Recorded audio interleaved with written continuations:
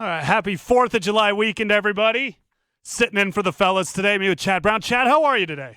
I'm fantastic, John. How are you doing, man? I'm doing all right. I got a 4-day weekend ahead of me, so I'm pretty psyched about that. But Chad, I'm going to get right into it. I've been wanting to know what you would think about it. You played in New England. Cam Newton to the New England Patriots. What were your initial thoughts when this went down? My first thought was perfect fit, absolute perfect fit. And I don't mean from a play style perspective. I mean specifically from a head coach and a quarterback with a questionable path forward. Bill obviously has such a command of that team and the locker room and the culture over there. If someone doesn't fit in, you can still be you, but you have to fit in within the Patriot system. They're not going to last very long. So whether you want to go back to Randy Moss or Adelius Thomas or Richard Seymour or Laura Malloy or any of the other dozens of guys who were, either big names with the Patriots or big names someplace else, have come in, served a purpose, maybe short term, maybe long term, and then when it's over, it's over. Bill, the Patriots, Patriot Nation, they will all move on pretty quickly. So Cam has a 1-year opportunity to show the Patriots and ultimately the rest of the NFL what he truly is and what he can do as a quarterback now at an older age and coming off of injury and all those question marks about him. So he gets a prove-it year. He gets a coach and offensive coordinator who are incredibly good at finding what you do best and putting you in positions to be successful. They are not going to ask Cam Newton to be Tom Brady. Obviously, that would be silly. Different quarterbacks. You don't become as successful as Bill and Josh have together by asking players to do things they don't do well. You know what I mean? Yeah. So obviously, they will cater the offense to his skill set and put him in positions to be successful. So it's a win for everybody. And if it doesn't work out, no hard feelings for the Patriots. They haven't exposed themselves much in the salary cap. I think only $500,000 is fully guaranteed for Cam Newton. All you can ask for is a chance. He got a chance. Hopefully his time there goes better than, say, a guy like Ocho Cinco or Albert Hainsworth, Jonathan Sullivan, Chad Brown. Yeah, no, it worked out pretty good for you. I think that's kind of the big question. Can he be Rodney Harrison in New England, or is it like an Ocho Cinco type deal? Like which does he get the second leg of his career out of this, or which way does it go? And I think what you pointed out, what I think so great about the Patriots, it is they find out what people do well. And not only that, it's the way – I always thought the genius of Bill Belichick was, to me, he's known as this, like, real strategic guy. I think he's almost so simple with it, and that's why it works so well. This team we're playing, they're bad at stopping the run, so we're going to run the ball today. This guy can rush the passer well, so we're going to have him rush the passer. He's not going to stop the run. We got other guys to do that. I think that's what's always been great about them. And they haven't had a quarterback like Cam Newton, so I'm very interested to see what they do towards Cam Newton's skill set to maximize his value. Maybe go back and watch some of that Jacoby Brissett tape. Yeah, he had those couple of starts for the Patriots. Obviously, he's not the same type of athlete that Cam Newton is, but they ran Jacoby Brissett clearly more than they ran Tom Brady with designed quarterback runs in those games. And, although they sprinkled in a few for Jimmy Garoppolo taking advantage of his athleticism, Brissett had a few more. So I would look for those kind of things just to get a beginning of a hint. Obviously, I think they know that Cam Newton's coming off some injuries, Josh and Bill, and up there in age, so they don't want to run him all the time. But certainly a guy who steps off the bus looking like a defensive end at 6'5", 250. And I've seen a lot of the workout videos. Doesn't mean you can throw a football, but dang, you look tremendous. Think about, if it's a design quarterback run and Josh is able to scheme up where Cam Newton is one-on-one in the open field with a cornerback. He's going to run him over. Right. So, he's still just – if he can't throw the ball effectively, he's still an amazing physical threat with his hands on the ball. Yeah, I know it's not a popular thing here in Denver. If the Broncos can't win it, I think it'd be an amazing story to watch Cam Newton revitalize his career in New England and watch Belichick do it without Tom Brady. I think that would be an incredible story. But you've mentioned a guy a couple times, Josh McDaniels. That's a really unpopular name to say here in Denver. If Cam Newton comes out and is great again, What does that mean for Josh McDaniels' future as far as maybe being a head coach again in the NFL? Oh, I think Josh is definitely going to be a head coach without Cam's success or lack of success. That's not going to make a bit of a difference there.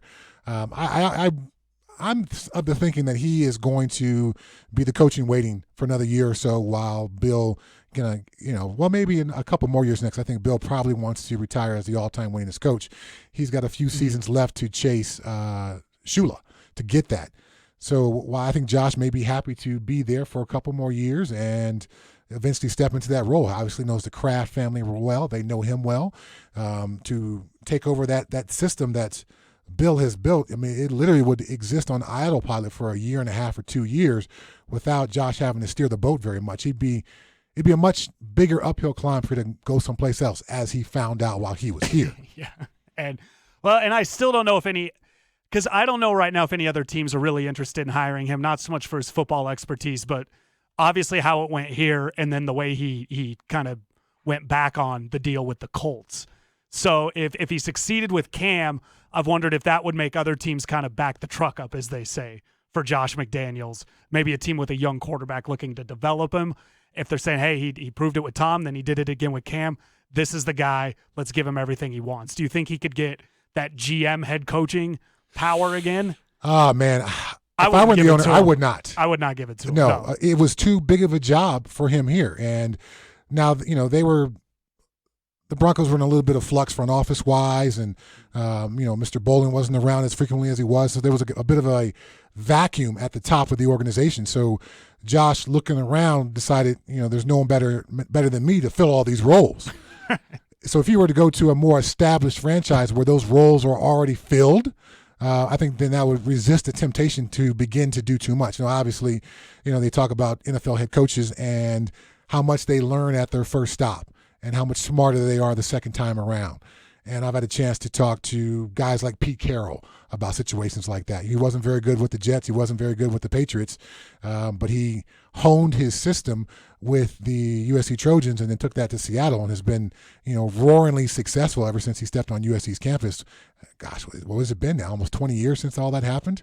Yeah, for Pete Carroll? Yeah. Yeah, wow, because he left the Patriots before Bill did. Yes. And Bill was there in 2001.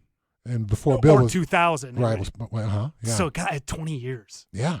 Wow. So Pete's been winning for 20 years after two very unsuccessful stops. So for owners to look at a guy like Josh McDaniels, who clearly knows football backwards, forwards, upside down. He's worked on the defensive side of the ball. He's worked on the offensive side of the ball. He's worked in the scouting department. He's worked in the front office, and he's been a receiver coach, a quarterback coach, and offensive coordinator.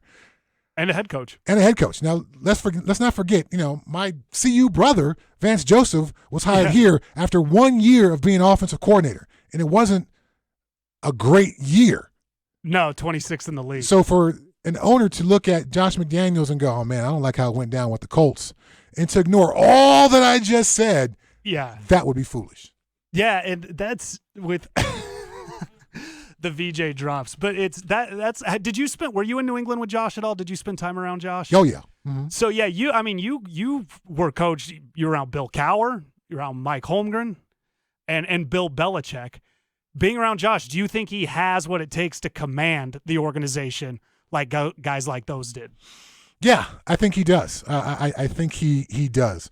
Obviously, the Patriots have won a lot lately, so there's been those what they say, do your job. There's been do your job 1. There was do your job 2, and both of those featured Josh pretty heavily. And you can just see when he's operating the telestrator with right there next to Bill, he's not backing down. He's not deferring. He's a leader of men. You can see that he's completely comfortable in that moment with literally the greatest coach of all time next to him, talking about his job, his assignments, what he did right, what he didn't do right, all those kinds of things. Again, if I'm an owner, I have to take clues from that. Josh has clearly addressed the media. I think he's good at that. And I know there's listeners out there who say Chad Brown's on the fan. He's going to love on the Patriots. You brought this up. Hey, I wanted to lead with it. It's John Davis and Chad Brown filling in for the fellas.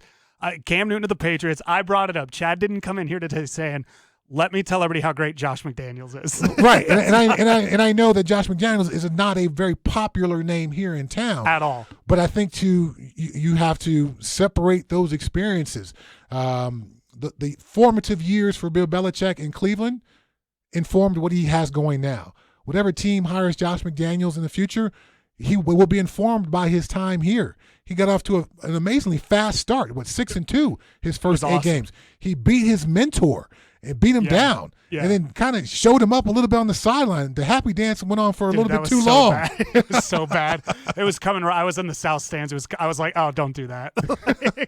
But then at the same time, there's the second half of the season and things fall apart. He loses control of the team. He loses respect of the locker room. He doesn't delegate. So all those lessons that were learned there, unfortunately for Bronco fans, he learned them here, and he will fix those wherever his next stop is. Yeah, and Josh, I wrote a column for the website right before the draft, actually praising.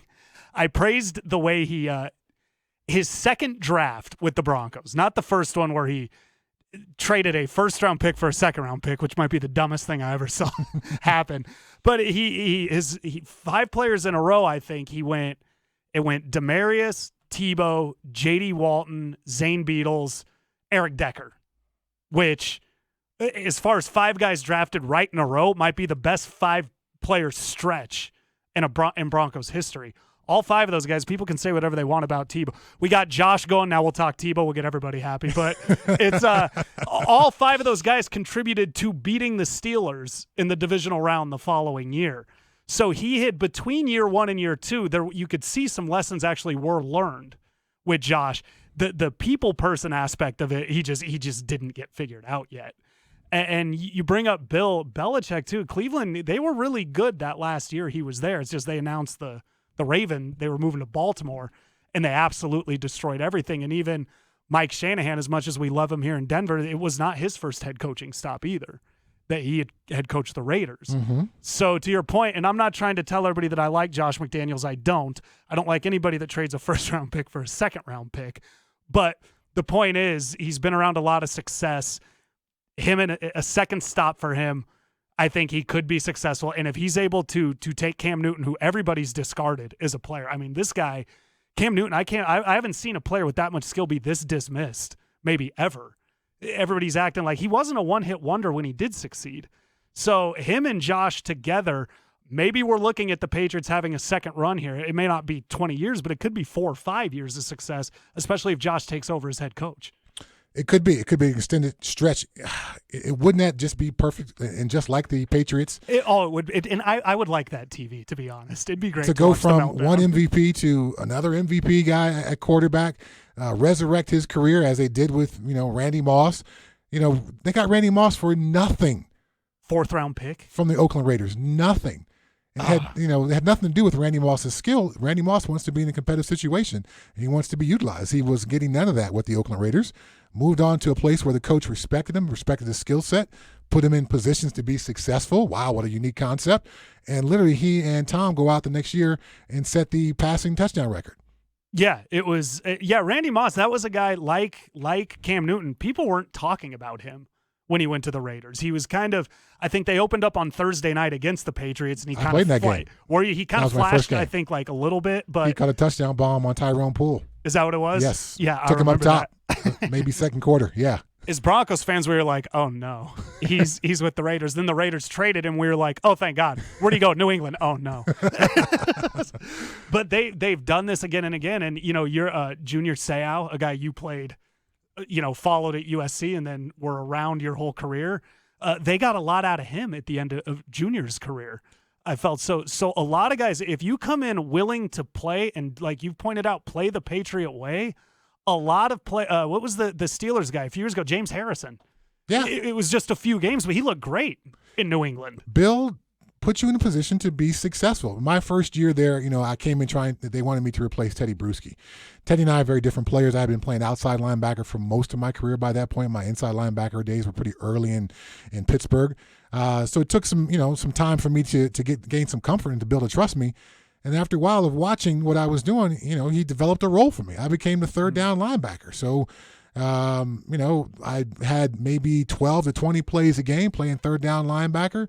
never involved in the pass rush despite coming to the Patriots with, damn near 80 sacks. I was covering guys because that's what he thought I did best that time in my career. So I was covering tight ends and running backs out of the backfield. And on third down, a lot of times I took receivers on crossing routes. We played the Broncos in the playoffs that year and lost.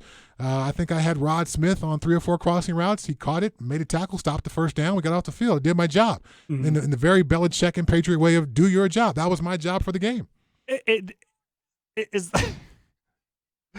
There's Josh, future Super Bowl winning head coach, right there, yelling at Tyler Polumbus. He's yelling at Tyler right there, isn't he, Kyle Berry? But that's the whole thing. Did you, Chad, when you walked into that locker room, was it different than you expected? I don't think there's a way you can truly have your mind wrapped around it. You can talk to players who play there. You can get a sense of what they are from the media. But to be a part of that organization, and I was a part of the Pittsburgh Steelers. Right. The Rooney family, the Steeler tradition, Super Bowls. Obviously, that's an amazing football franchise. It's not the same way as it is with the Patriots.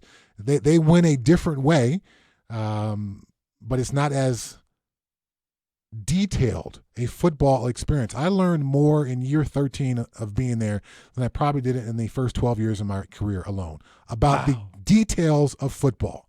Not techniques, not personal stuff, but just the details of football. And I was disappointed at guys in my previous stops because how come you didn't teach me this? It just makes so much sense. We could have won so many more games if we had just done these 5 or 6 simple things. Yeah. But then I was amazed at, Bill and being able to distill 30 plus years in the NFL and give it to me as a 36-year-old linebacker, but also give it to that 21-year-old rookie in the front row and have each of us go out there and be able to do our jobs and have some confidence in that. So as a vet coming in, were you surprised at, I guess, humbling yourself? Like, were you like, boy, I got to humble myself, but the reward here could just be huge. And maybe some guys, it's not as easy later in their career for them to wrap their heads around that. I think it's difficult for guys. I mean, so much of Chad Ochocinco's game, Chad Johnson, was the cockiness and the bravado. Bill still wants you to be you in some ways, but you got to be humble in the midst of all that because one game you might play 5 plays. Next game you might play 45 plays. One game they might come up to your locker room and say, hey, we're going to you're not going to dress this game. Right. We don't have a role for you. What are you talking about a role for me? I'm Chad Brown. I'm Pro Bowl. I'm all pro. I got roles. What are you talking about? So that humbling process that you go through, I think it's different for everybody. But I decided that by going to the Patriots, and I knew there would be a humbling process, and then going through the mini camps and training camp and being further humbled, I thought this is going to be such a great football experience for me because of the purity of it. So much of my first 12 years were wrapped around my own personal success. Mm-hmm. They were wrapped around, did I lead a team in tackles? How many sacks did I have? It was all, I can't say all. I certainly played for my team and laid it on for my teammates, but I viewed the game through such a personal lens. If I went out and did, all these amazing things, then that was my role. Now my role shifted to being a team player and it being about the team. And I cannot walk out of that locker room all upset because I didn't get 2 sacks. I got to walk out of there happy because we won. Right. And I did my job for 12 plays, and that's what I was asked to do. And it went back to football on a very Pop Warner-ish level, the purity of the game, the purity of a team coming together to do what things only a team can do. Because those Patriot teams are usually not the most talented teams. No. It is about the team, and it's about the teamwork and the cliche and the application of doing your job and all those kinds of things. So to shift my love of the game from I'm a bad man and I sack quarterbacks and to I helped my team win, or even more humbling, I helped my team on the practice field prepare to win. Me and Daniel Graham, I worked on his one-on-one game, so he made a third down catch that was critical for us in this ball game. I didn't even play in the game, or maybe I only played a few plays. I didn't have an impact playing the game, but I made an impact during the week by making Daniel Graham better. So those kinds of fulfilling moments that were based around the team, in so many ways, ended up rounding out my football career. So to go from, being very humbled because I'm trying to compete with Kevin Green and Greg Lloyd and Hall of Fame players on the Pittsburgh Steelers defense, to becoming the man, and then being the man and trying to hold on as long as I can to being the man, to going to a place where now it's about the team. It's no longer about you. It's about your purity, your love of the game. Do you love this game? Because if you say you do, then you don't need to play 50 plays to give maximum effort. If you say you love it, then you're gonna devote everything you have during the week, and on Sunday, if you get 12 plays or 7 plays, I'm going to try to find some way to be happy with that because we won. And while the humbling part was tough, and there was some very deep moments looking into my football soul, looking back, during those years, and now particularly looking back almost 12 years later. Wow. It was exactly what I needed to have that final experience in the NFL. Sure, everyone would love to be John Elway or Jerome Bettis and have your last game, win the Super Bowl, and holding the trophy up. Not everybody gets that story. My story is I left the game loving the purity of the game itself. I played this game since I was 6 years old, and I get to walk away in that same pure love of it all that I started playing when I was 6 with. Yeah, I think a lot of your career, you 14 years? 15. 15 years, sorry about that. 15 years. It's all good. John Davis, Chad Brown talking a little bit about what it's like. Chad, Cam Newton going to the Patriots. Chad's got that experience going into that locker room. And you made a great point about with the Patriots, maybe it's only 5 to 10 plays. And it's something I also wrote about for the website with this young Broncos team, looking back on the Broncos Super Bowl team. Rod Smith didn't catch any passes in Super Bowl 32, but he didn't need to. His job that day was to block for Terrell Davis. And that's the thing with Belichick, and Cam can understand. It's not always about the number of plays. It's about the value of the plays you make. And that's where I think Cam Newton's career can be resurrected, is they'll maximize the value of what he can do. It's not about touchdown runs, first down passes. It's about when they call on you to make the play, do you get the most out of it? Yeah, and Cam has gone, I'm sure he's been humbled with the injuries the last couple of years, but he was a league MVP. He's Cam Newton. The hairstyle, the Superman pose, all those things speak to that personal love of the game because it's about what I did and what I can do. And then he'll see, and I'm sure if we were to be lucky enough to, chat with him in some unfiltered moment, he would explain, later, maybe this time next offseason, the same thing that I explained, that how awesome, if you truly love the game, that experience is. It's humbling. It's hard to do after you've been the man, but you're grateful for it because it shows you what the game ultimately has always been about. Yeah, and he's in a unique position because I think a John Elway, Brady, Manning, and Kurt Warner, oddly enough, even though he didn't win, guys that are not Kurt Warner, Elway, Manning, Brady, 3 of the top 5 of all time, lost Super Bowls and then went back and won Super Bowls after they lost them. And Cam Newton's in that unique position to maybe be, I think, the 4th guy. Wow. Maybe somebody else done it, but not very many people have managed to get themselves back after losing. So Cam Newton in New England, I'm watching it. I'd like him to succeed. I think it'd be hilarious. I don't know why Broncos country hates Cam Newton. He didn't do anything to us, but a lot of people do. But I'm not a Patriots fan, but I like Belichick. So I'm watching this as closely as I am. Other than the Broncos, that's my big story. But Drew Lock is the quarterback in Denver. A former Bronco spoke about him yesterday. Ugh. What did he say? We're going to get to that next.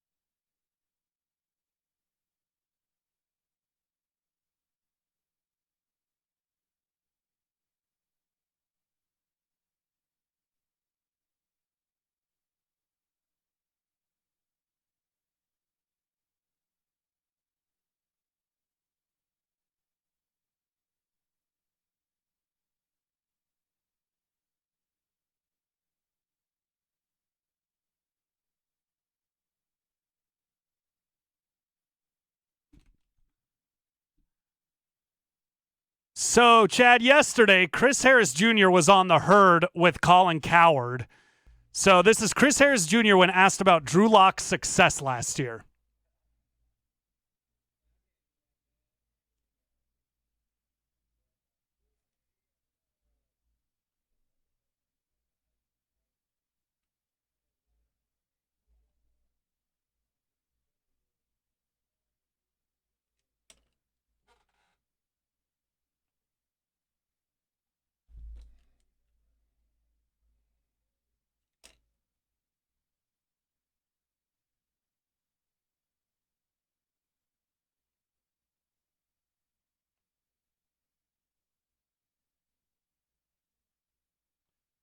Boy, he couldn't help himself there a little bit, Chad. He is complimentary as Chris Harris Jr. tried to be.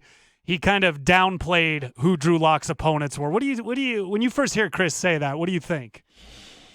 I think there's some. It's realistic. That Houston Texans game. Come on. Is that game overrated? Is the performance overrated? Absolutely. It was one of the worst defensive performances I literally have ever seen. Did Drew Lock have to throw the ball and did Bronco receivers have to catch it and execute? Of course they did. But it so oftentimes it looked like they could have done that on air with what the Texans were presenting defensively. You look at that game and you can't take it as a true evaluation game other than this is how you played against a really, really, really poor defense who played a really, really, really poor game. Outside of that one, I don't know if there's other of those 5 games I would just dismiss as easily as that. But to Chris Harris's point, it wasn't exactly some of the best defenses in the NFL. So it wasn't Chris Harris Jr. Sour grapes with how he left Denver? No, I don't think so. I mean, he said what we all think probably the biggest takeaway from Drew Lock in those 5 games was the confidence factor. And there is a lot to be said for that. There's a certain swagger and demeanor that position, in my mind, requires. And it's different for every guy. I mean, I think, if you saw Drew Brees walking down the street, you wouldn't say he's got swagger. No. But he certainly leads that huddle with confidence and swagger and breaks down the pregame, chant and all that stuff. So he has enough of the confidence and belief in himself that it lifts everyone else's confidence and belief in themselves. So that's what your quarterback has to have. Almost, in my opinion, an absolute prerequisite mental skill and ability to do that. Drew Lock clearly has that. Everything else, in my opinion, is still up for question. So I think to put the word solid on it, while it may feel like a little bit of a diss, if you were to really, truly look at those 5 games in a realistic manner, yeah, it was a solid performance. Promising, but at no point, are you thinking, man, this guy's going to be a Hall of Famer. This guy should make the Pro Bowl next year. I know I'm hearing, he's a dark horse MVP candidate. I know Colin Cowherd's super high on him. I've watched those 5 games last year. And then when I've been on the drive, DMac and I have reviewed a couple of those games as well. Solid comes to mind. Rookie mistakes. Okay, nice. You made that mistake the first start, and you didn't make that here in the second start. So there was progress. But again, I don't think we need to say he's an elite quarterback. You know what I mean? Yeah, he's not elite yet. The Texans game, it's John Davis and Chad Brown filling in for DMac and Tyler. I do think the big thing with that was, for one, it's his first road start, and he tore him up. And I will, as high as I am on Drew Lock that game, the Broncos defense demoralized that entire Texans team.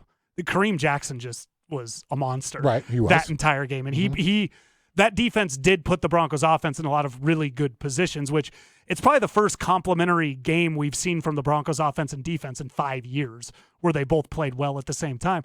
But we hadn't seen any Broncos quarterback since Peyton Manning have any game close to that, regardless of how good or bad the opponent was. A lot of times, we had we had guys playing down to the competition. So I think to see a guy, if that Texans defense is bad, then the Broncos did what they should have done. A good quarterback, he punished them. that whole game. They weren't good, so he beat up on them. That's kind of what I took away from it. As bad as they might have been, he did what a good quarterback's supposed to do. That's fair. That's absolutely fair. And I won't push back on that because, again, you still have to go out and execute no matter how bad your opponent is. I just think if we're going to look at Drew Lock in those 5 games and begin to evaluate him, say, not from a fan perspective and go, we haven't seen this in 5 years, right, which is tremendous. It is, and I can understand why fans would be excited. But from a more coach scout perspective, let's really break this down and see what actually happened. And solid would be a very comfortable phrase for that. I suppose if you were to grade, particularly as a rookie quarterback and getting those starts that late in the year, a B- would actually feel okay. That's fine. Yeah, I wouldn't go solid B. I wouldn't go B+. I'd go B- and go, okay, this guy's got a chance and has the prerequisite skills to be good. We'll see if he can actually put it all together. Yeah, and I have one thing I looked at is it's 6 full games of film seems to be after that a quarterback's figured out. If you look at Brock by the 7th game, that was that last game against the Chargers, he's turning the ball over. The Tebow offense by the 7th game, they were figured out. Trevor Siemian by his 7th full game, he was kind of figured out, and they never got good again. So to your point with Drew Lock, I think there needs to be a few more games on film for teams to look at, and then teams to take away what he does well, and at that point see how he responds. I don't think he's played enough yet for us to really know long-term how good he could be. Because Brock, we thought he was the guy. People didn't want Peyton Manning back. That's how impressed they were with Brock Osweiler. To the point to where Brock couldn't understand why he was benched for Peyton Manning in the playoffs, heading into the playoffs. I mean, Brock was on the cover of Sports Illustrated. Right. Everybody thought, but after 6 full games of film, he was never good again.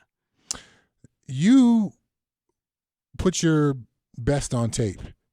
Then your next step of development as a player is to now recognize that someone's going to try to take all of that away. And what else do I have to my game? And so for Brock, he was unable to get over that hurdle.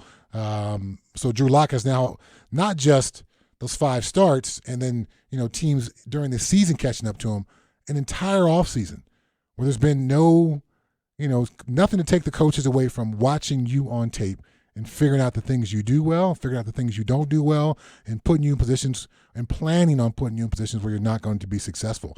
So while expectations are certainly high here in Denver, those expectations need to take into account the fact that there wasn't a whole lot of tape of him last year, and now there's an entire offseason for coordinators to study him and then put him in positions that he doesn't feel very comfortable in. And I think it helped him, too, coming into the season when he did, because there's no tape. The offense is different. You saw Joe Flacco win a Super Bowl because they changed offensive coordinators, and nobody had a tape on that Ravens offense. I think that was a big thing. So, yeah, I do agree. Locke, I was really impressed because, 4 wins out of your first 5. That's, no doubt. That's good no matter how you slice it. That came out good. That last game against the Raiders, wow, that was an awful game all the way around for everybody involved. To take away, yeah, they won, but to take anything positive away from that game about your team, I don't know if I would do that. So Chris Harris Jr., it was an honest assessment in your mind. It wasn't the guy that for the last year has been butting heads with the Broncos, trying to throw the subliminals, as the kids say, at the Broncos. No, I really don't think so, because we've been around Chris long enough to know that Chris is in a very snipey kind of way going to say what he wants to say. Yeah. Got no problem pointing at teammates on the field. Got no problem. Loves to point at other people on the field, actually. giving veiled answers that aren't so veiled in the locker room about his feelings about coaches, players on the opposite side of the ball. The entire other side of the ball. Other guys' contracts. Yes. So for him to use the words solid, and he sends a sense of confidence to his teammates, I think those are 2 very true things. Mm-hmm. So there was nothing negative in there. He didn't throw him under the bus. He didn't talk poorly about him. Yeah. He just didn't go all glowingly, because I think Chris Harris, number 1, knows he's the opponent now, but also number 2, there was 5 games and there was some up and down, some football, and your rookie quarterback played pretty good. Yeah. If I'm Chris Harris Jr., whatever draws people away from watching his highlights last year, I'd be. That's what I would be doing if I'm him. Yeah. While Chris may not be what he once was, he still has got some skins on the wall that Drew Lock hasn't quite earned yet. Yeah, Chris, great career in Denver, all-time great Bronco. But a current Denver Bronco put up a video yesterday of himself working out. Should we be impressed by this at all? We'll get to that next.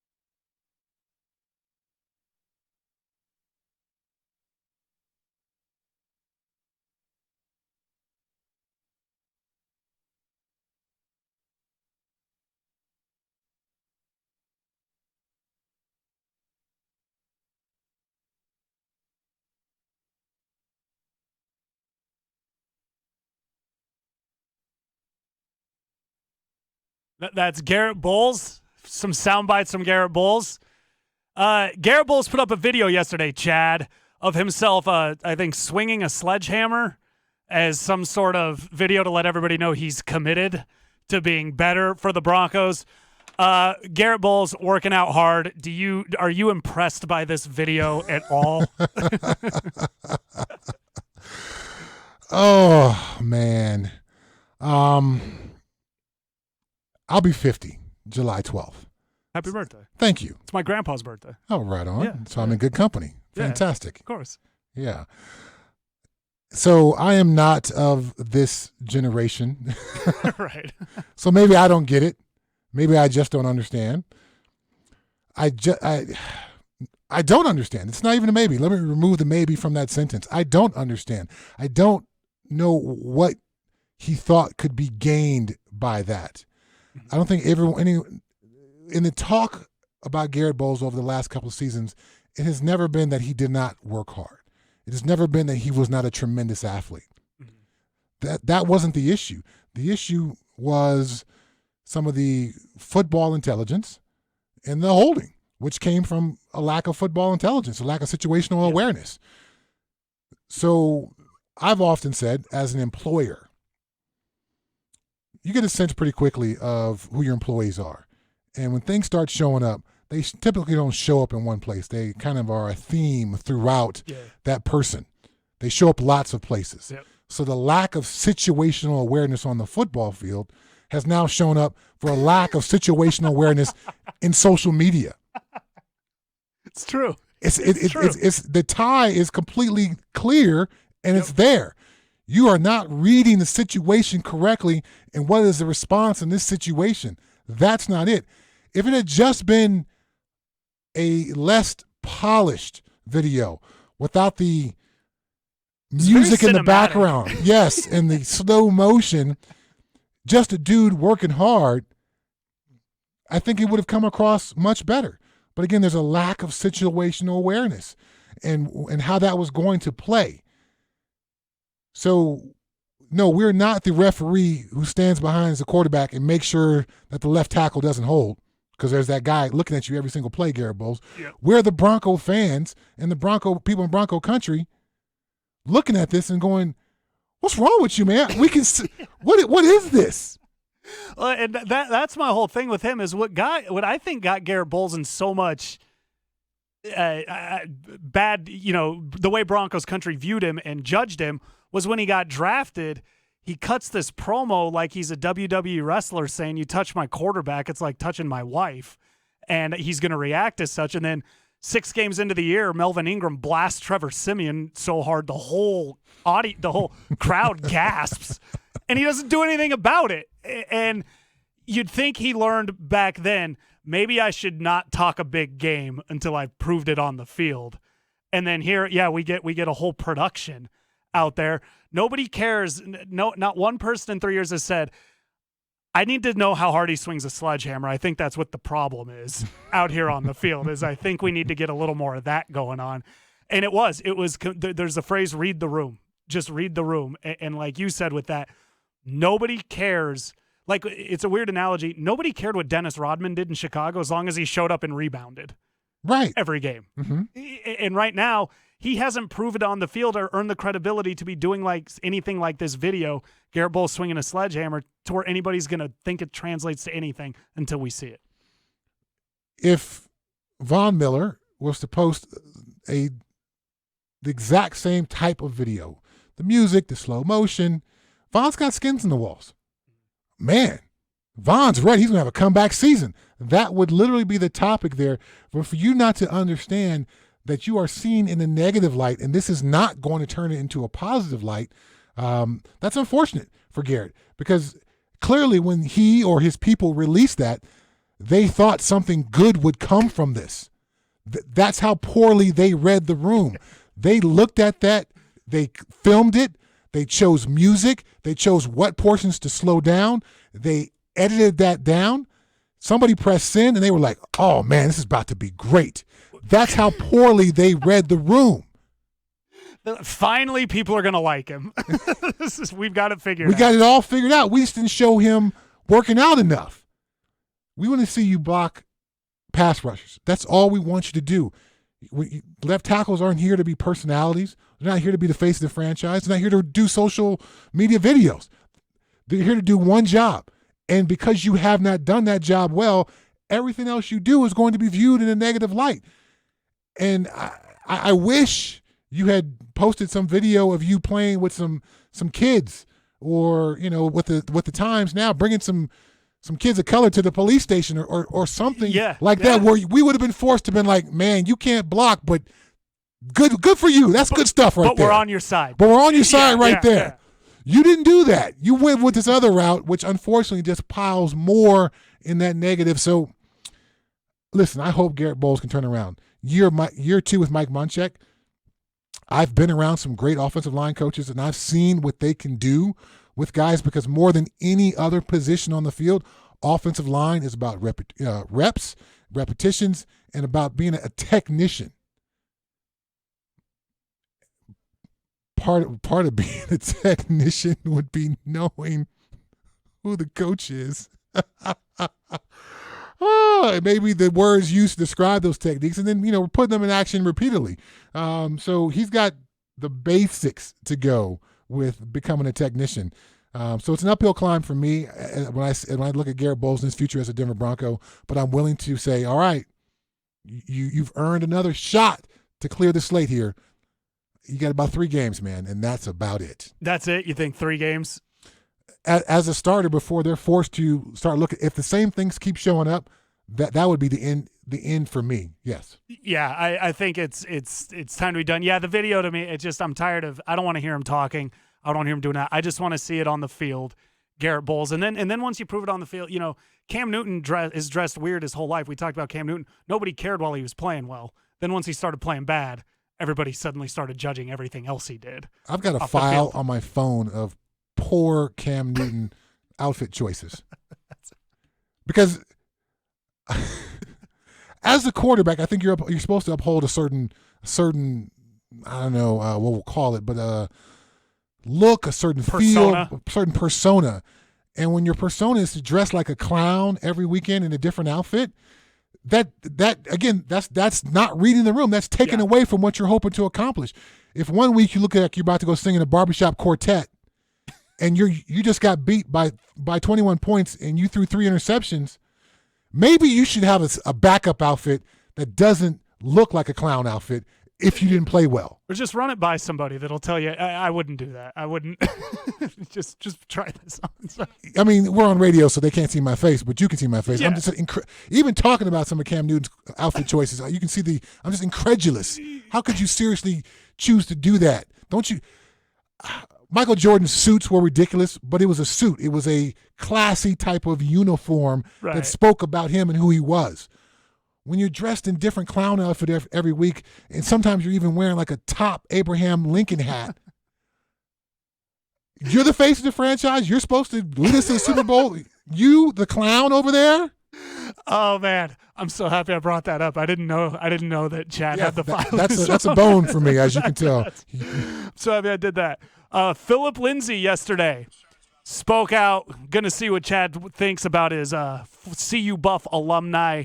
What do you say? Teammate? Is your all alumni together? What is it? We're Buff Brothers. Buff Brothers. That's what they do. What he thinks about what his Buff Brothers said yesterday. We'll do that next.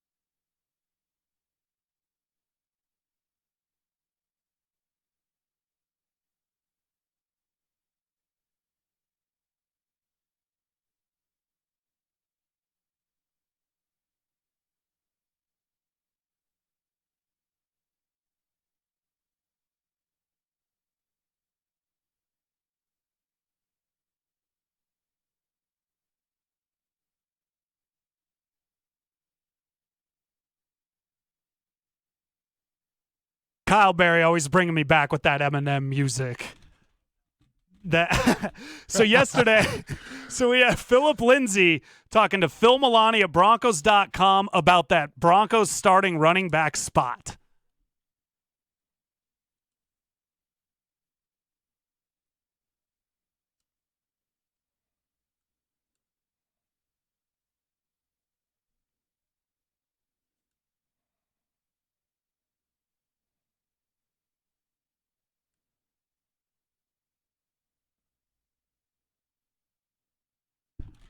So, Chad, your buff brother, Philip Lindsay, talking about, it's probably been the biggest talking point of this Broncos offseason was Melvin Gordon coming in, what that means for Philip Lindsay, who should be the starter. Philip, he hasn't been shy about hiding how he feels about it. Do you like that he's come out, between the tweet a couple weeks ago and this, and that he's kind of he's planting his flag as far as he's saying, this is my spot, you got to come and take it? I love it. I love it. I think there's certain positions where that kind of controversial or potentially controversial talk is not good. I don't think you want your backup quarterback, saying that he's going to be the guy over your starting quarterback. You don't want that at that position. But running back is a position where most of the times two guys are going to play anyway. Yep. In some games, in some teams, even three are going to play significant snaps. So I think there can be that kind of attitude. And Philip has always been a chip guy anyway, the guy with a chip on his shoulder. He's too small, too this, too that, his entire life, his entire athletic career. So now for someone to actually give him a chip on the shoulder, not one that someone talked about or, was rumored or some kind of fake thing. No, this is a real chip on your shoulder. You've ran for 1,000 yards 2 years in a row, and now they brought someone else in and made him one of the highest paid running backs in the NFL. What are you going to do? You going to take your ball and go home? Or are you going to do what you've always done? Put that chip on your shoulder, see it there every morning when you wake up and look in the mirror, and use that for motivation and fuel. So I have no problem with it. There has never been a locker room divided by a running back controversy. That's right. Because when I say the phrase, it doesn't even roll off my lips because it's not a thing. Right. There's a quarterback controversy, but there's no running back controversy. Right, and that's why I don't think, because a lot of people have argued that who's going to be better. It's not an either or, it's both of them. And it's with Gordon and Lindsay, I don't think either of them are top 10 running backs in the league, but I think together they're a top 5 running back room in the NFL.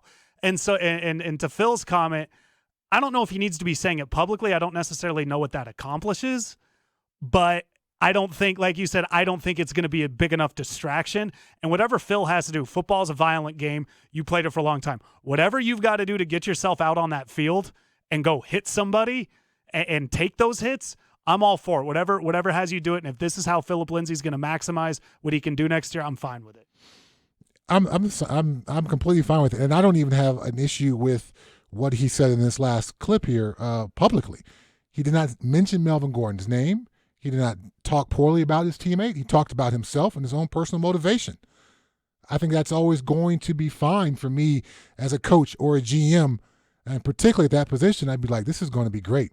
We got some dudes motivated at the running back position. This is only going to help. That's huge. Do you think Philip Lindsay, though, if you're him, should he be baffled why they brought in Melvin Gordon? Like, if you're Philip Lindsay, are you sitting there just completely not understanding how they could bring in Philip Lindsay? Or are you looking at it from the team view?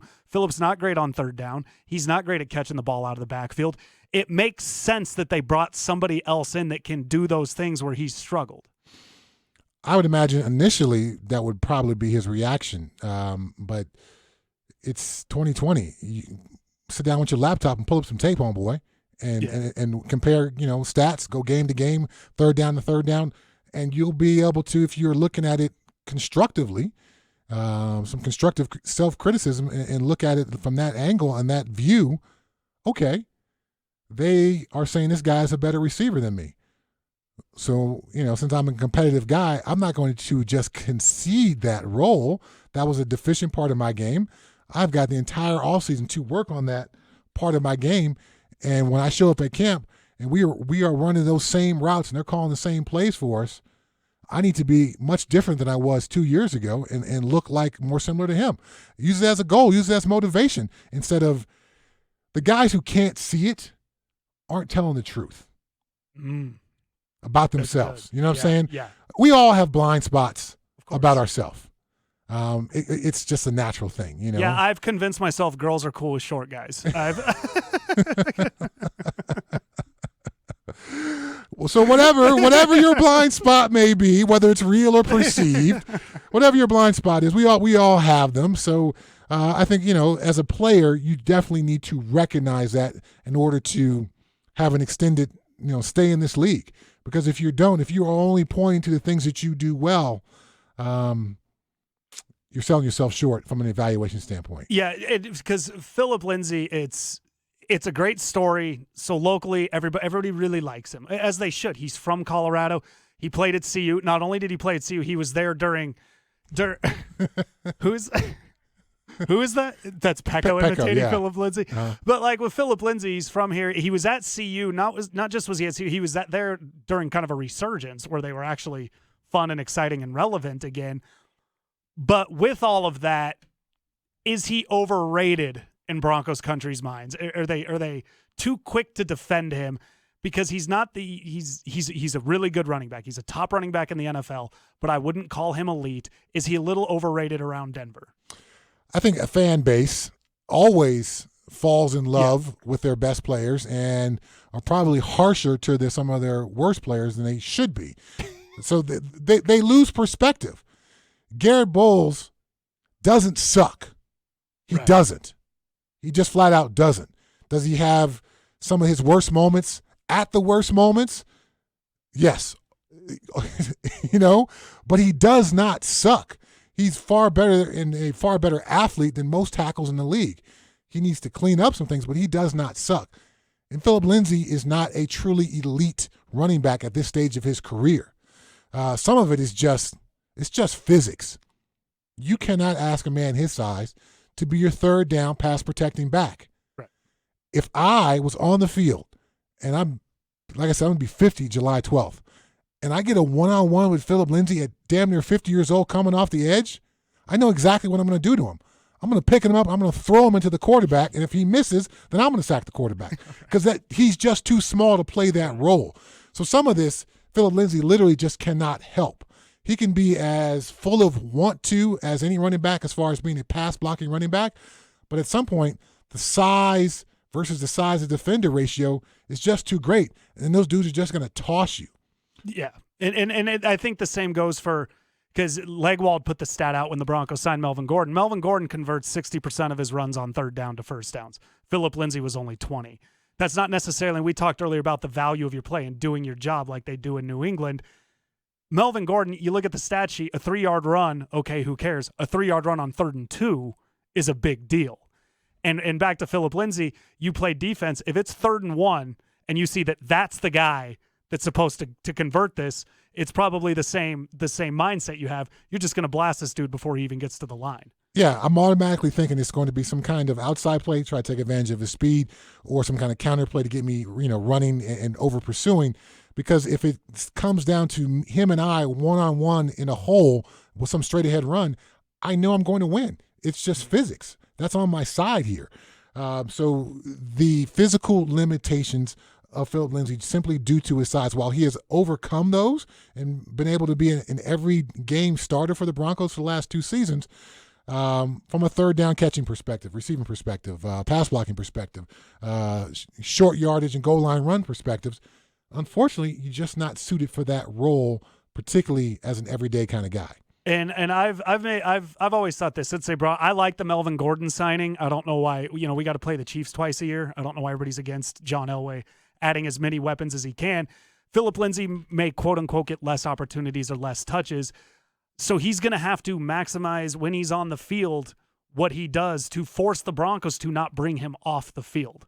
I think that's what he's got to do. When he's out there, he's got to really flash. He's got to really, really make it. He's got to make the decision hard for Pat Shurmur. As weird as it is, Drew Lock made the decision for the Broncos.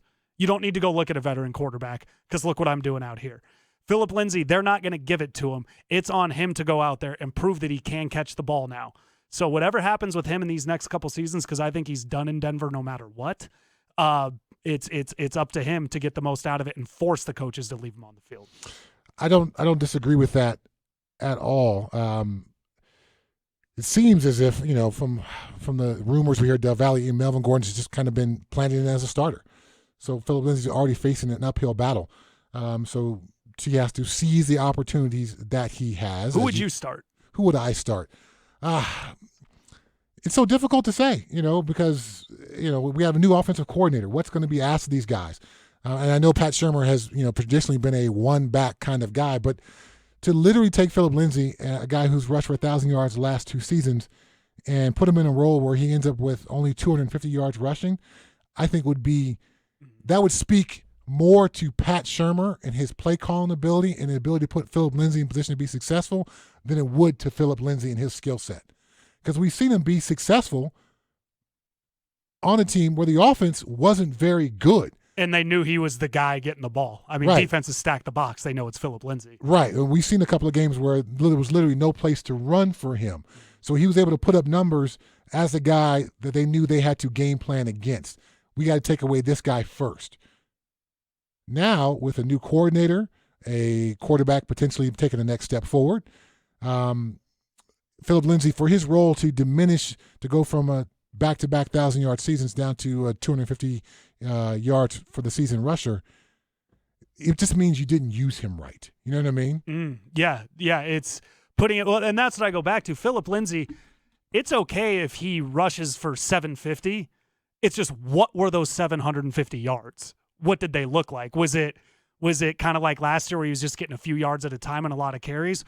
Or did they use him in situations where they could really get a mismatch with the defense? And is he getting long runs? Is he getting kind of explosive plays? It's up to Pat Shurmur to find what Philip Lindsay does best and put him in there. And if his stats don't reflect it, that's fine. It's finding the right place for him and getting that value. And that's what I talk about when I talk about this young Broncos offense. Generally, they all need to understand your time will come. You just need to be patient and wait till the offense needs you. But it's up to Shurmur to identify those situations where these players can succeed the most. Yeah, so hopefully he has literally spent the entire offseason putting together packages for each guy. Yeah. And, just going to install the playbook in a way where, yes, we're all going to be asked to run the same play, but this particular series of plays are the plays I thought of that are going to be most successful for Courtland Sutton. These are the Melvin Gordon third down pass plays. These are the Philip Lindsay, outside plays, or we've seen him do the, be really good at the cutback running plays. So all those kinds of packages need to be put in place there, because if you expect Philip Lindsay and Melvin Gordon to run the exact same plays and have a similar level of success, you're not thinking about it correctly. And it would not speak to Pat Shurmur's longtime experience if he was unable to see the difference between these guys and have a package for each. Right. Well, and by the way, I'm the one bringing up the Patriots, not Chad. It's John Davis, Chad Brown. I'm bringing up the Patriots right now. Chad's not sneaking it in, so everybody chill out. You saw it with LeGarrette Blount and Dion Lewis in New England. There's games where we're just going to hammer him with Blount today, and then there's games where we're going to finesse him with Dion Lewis. It just came down to Josh McDaniels knowing at which time to use which player. And what happened, both guys shined. They both looked great in that offense. I've never looked up a Dion Lewis or LeGarrette Blount stat in my entire life because I didn't need to, because I saw that they were effective on the field. It's not about, to me, who's better. It's who's more effective in each moment. And that's what Shurmur's got to identify. And that's why I think, despite Pat's history, both guys will play because they have different skill sets. And, the Patriots using Blount and Lewis, that goes back to Parcells doing O.J. Anderson and David Maggott. And then Rodney Hampton later on. Yes. Yeah. So it's that same mindset of, I've got running backs who've got different skill sets. So now my running back room covers all the required skill sets I need to be able to execute at a high level. But I've identified for each guy what plays need to best suit them and their skills. And then, the proper moment to call those. Those Giants Super Bowl runs were propelled by a timely return or a third down catch or some kind of, draw run to David Maggott where he pops it and has a couple of 17, 18-yard plays, and suddenly they've scored a touchdown. Philip Lindsay can be used in a very similar fashion, while Melvin Gordon can be the more traditional pounded-out type of back that O.J. Anderson was or that LeGarrette Blount was. Was Anderson Super Bowl MVP against Buffalo? I think he was. I don't know. I just know he wore some of the craziest fitting game pants, and he did that wind up kind of rip on the sideline there. That's one of those classic NFL Films moments. Yeah, he was good. Kind of a guy that's gotten forgotten, and he was really good during those times. So I've made the argument, Chad, and nobody likes this, and it's got nothing to do with his skill set, that maximum, if Broncos country loves Philip Lindsay, there's 2 years left to see him play in a Broncos uniform. Wow. They don't look, and you go back through the Broncos history. I don't know if you remember, you were in college at the time. There was a guy here named Bobby Humphrey, who played running back from Alabama. Supplemental draft, really good player. Probably the first offensive player Elway played with that actually had superstar capability alongside John. 2 years in, he got in a contract dispute. He sits out. Gaston Green goes for 1,000. They move on from him. Then it was Mike Anderson. It was Olandis Gary. Clinton Portis comes out, 2 years, looks amazing. They get rid of him. The Broncos' history, even before Mike Shanahan shows, they will move on from running backs. They really don't care how successful you were. Add on to that, there seems to at times be tension between Philip Lindsay and the Denver Broncos. They bring in Melvin Gordon. It shows they don't think he's an every down guy. Philip Lindsay, maximum 2 years left in Denver. Do you see any scenario in which he gets a second contract with the Broncos? I think then Melvin Gordon would have to be an absolute bust. Philip Lindsay would have to absolutely light it up, and they would recognize the wrong that was done and move forward. But outside of a scenario like that, if Melvin Gordon is at least moderately successful, then that brings him back for next year. And you're not going to tie up that kind of money in your running back room. The salary from Melvin Gordon makes the handwriting on the wall not just written in pencil. I wouldn't call it Sharpie just yet, but it's written in pen. It's going to be, you know what I mean? Won't be able to wipe it off. Right. You'll definitely have to paint over it. You may not have to go with 4 or 5 coats, but you definitely have to paint over it. So if I'm Philip Lindsay, I'm recognizing that, I'm a Denver Bronco for now, but I'm auditioning essentially for my new employment in a year or two. If you're Philip Lindsay, do you want to stay with the Broncos? Money has a way of healing wounds. Smoothing all that over.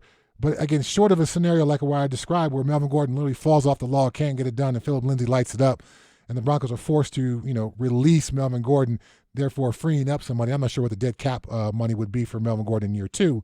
I don't believe it's going to be very much.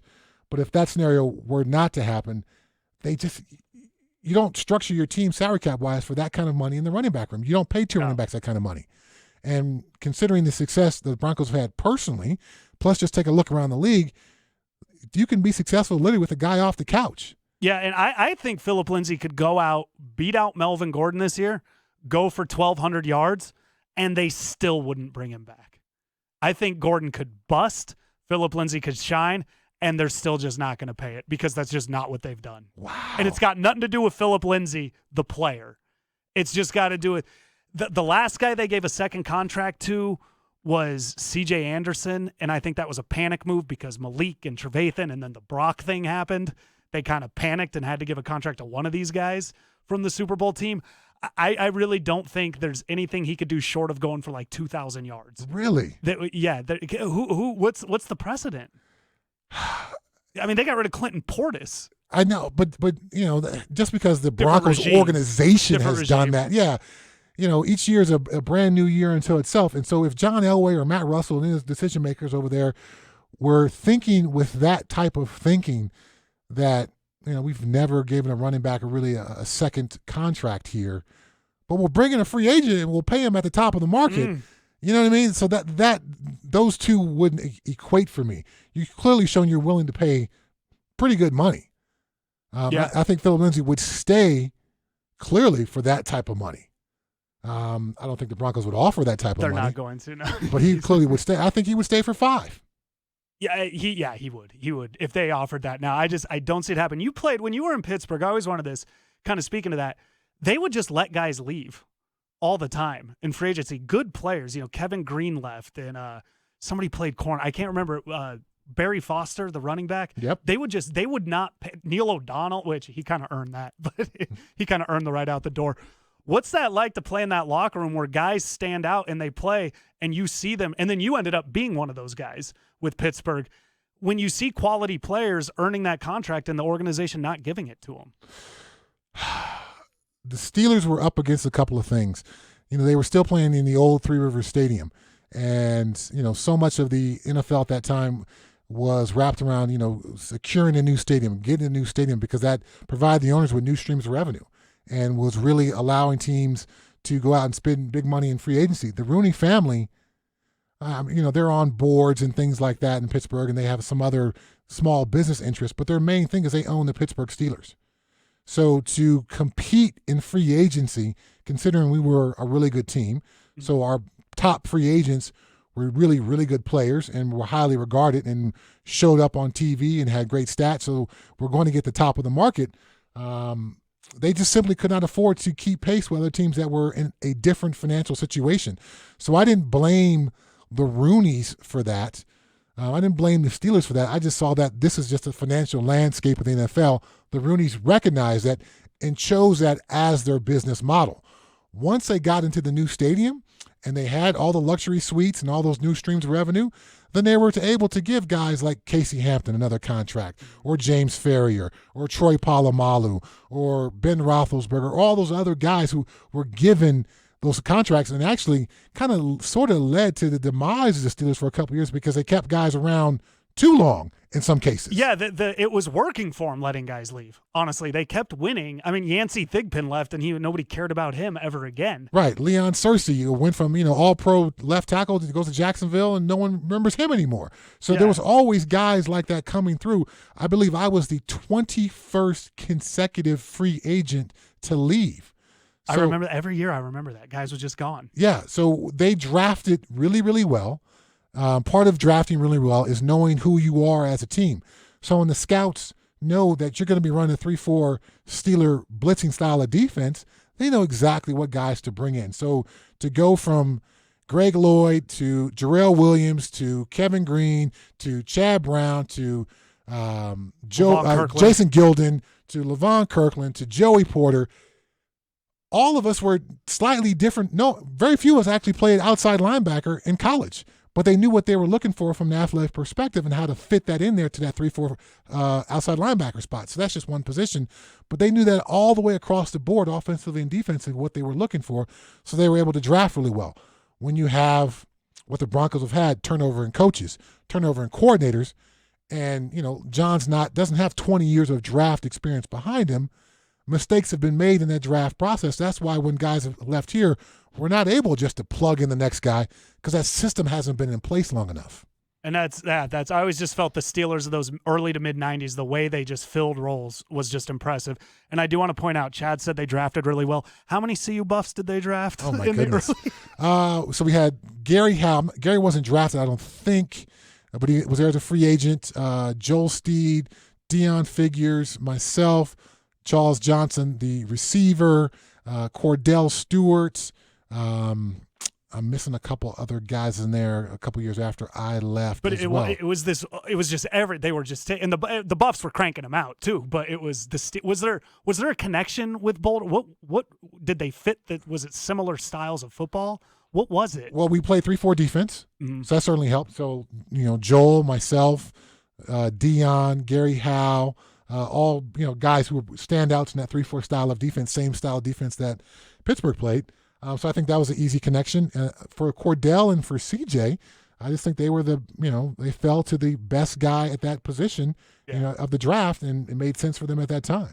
And before everybody gets on the haterade with them, they also had what's his name from UNC for a long time, played defensive line from Northern Colorado. And they had Joey Porter from CSU. Mm-hmm. So they represented Colorado all over the place. There's an article on 1043thefan.com by James Marilat. Everybody should check it out. Was Von Miller the best guy the Broncos could have drafted at number 2 in 2011? Chad and I talk about that next.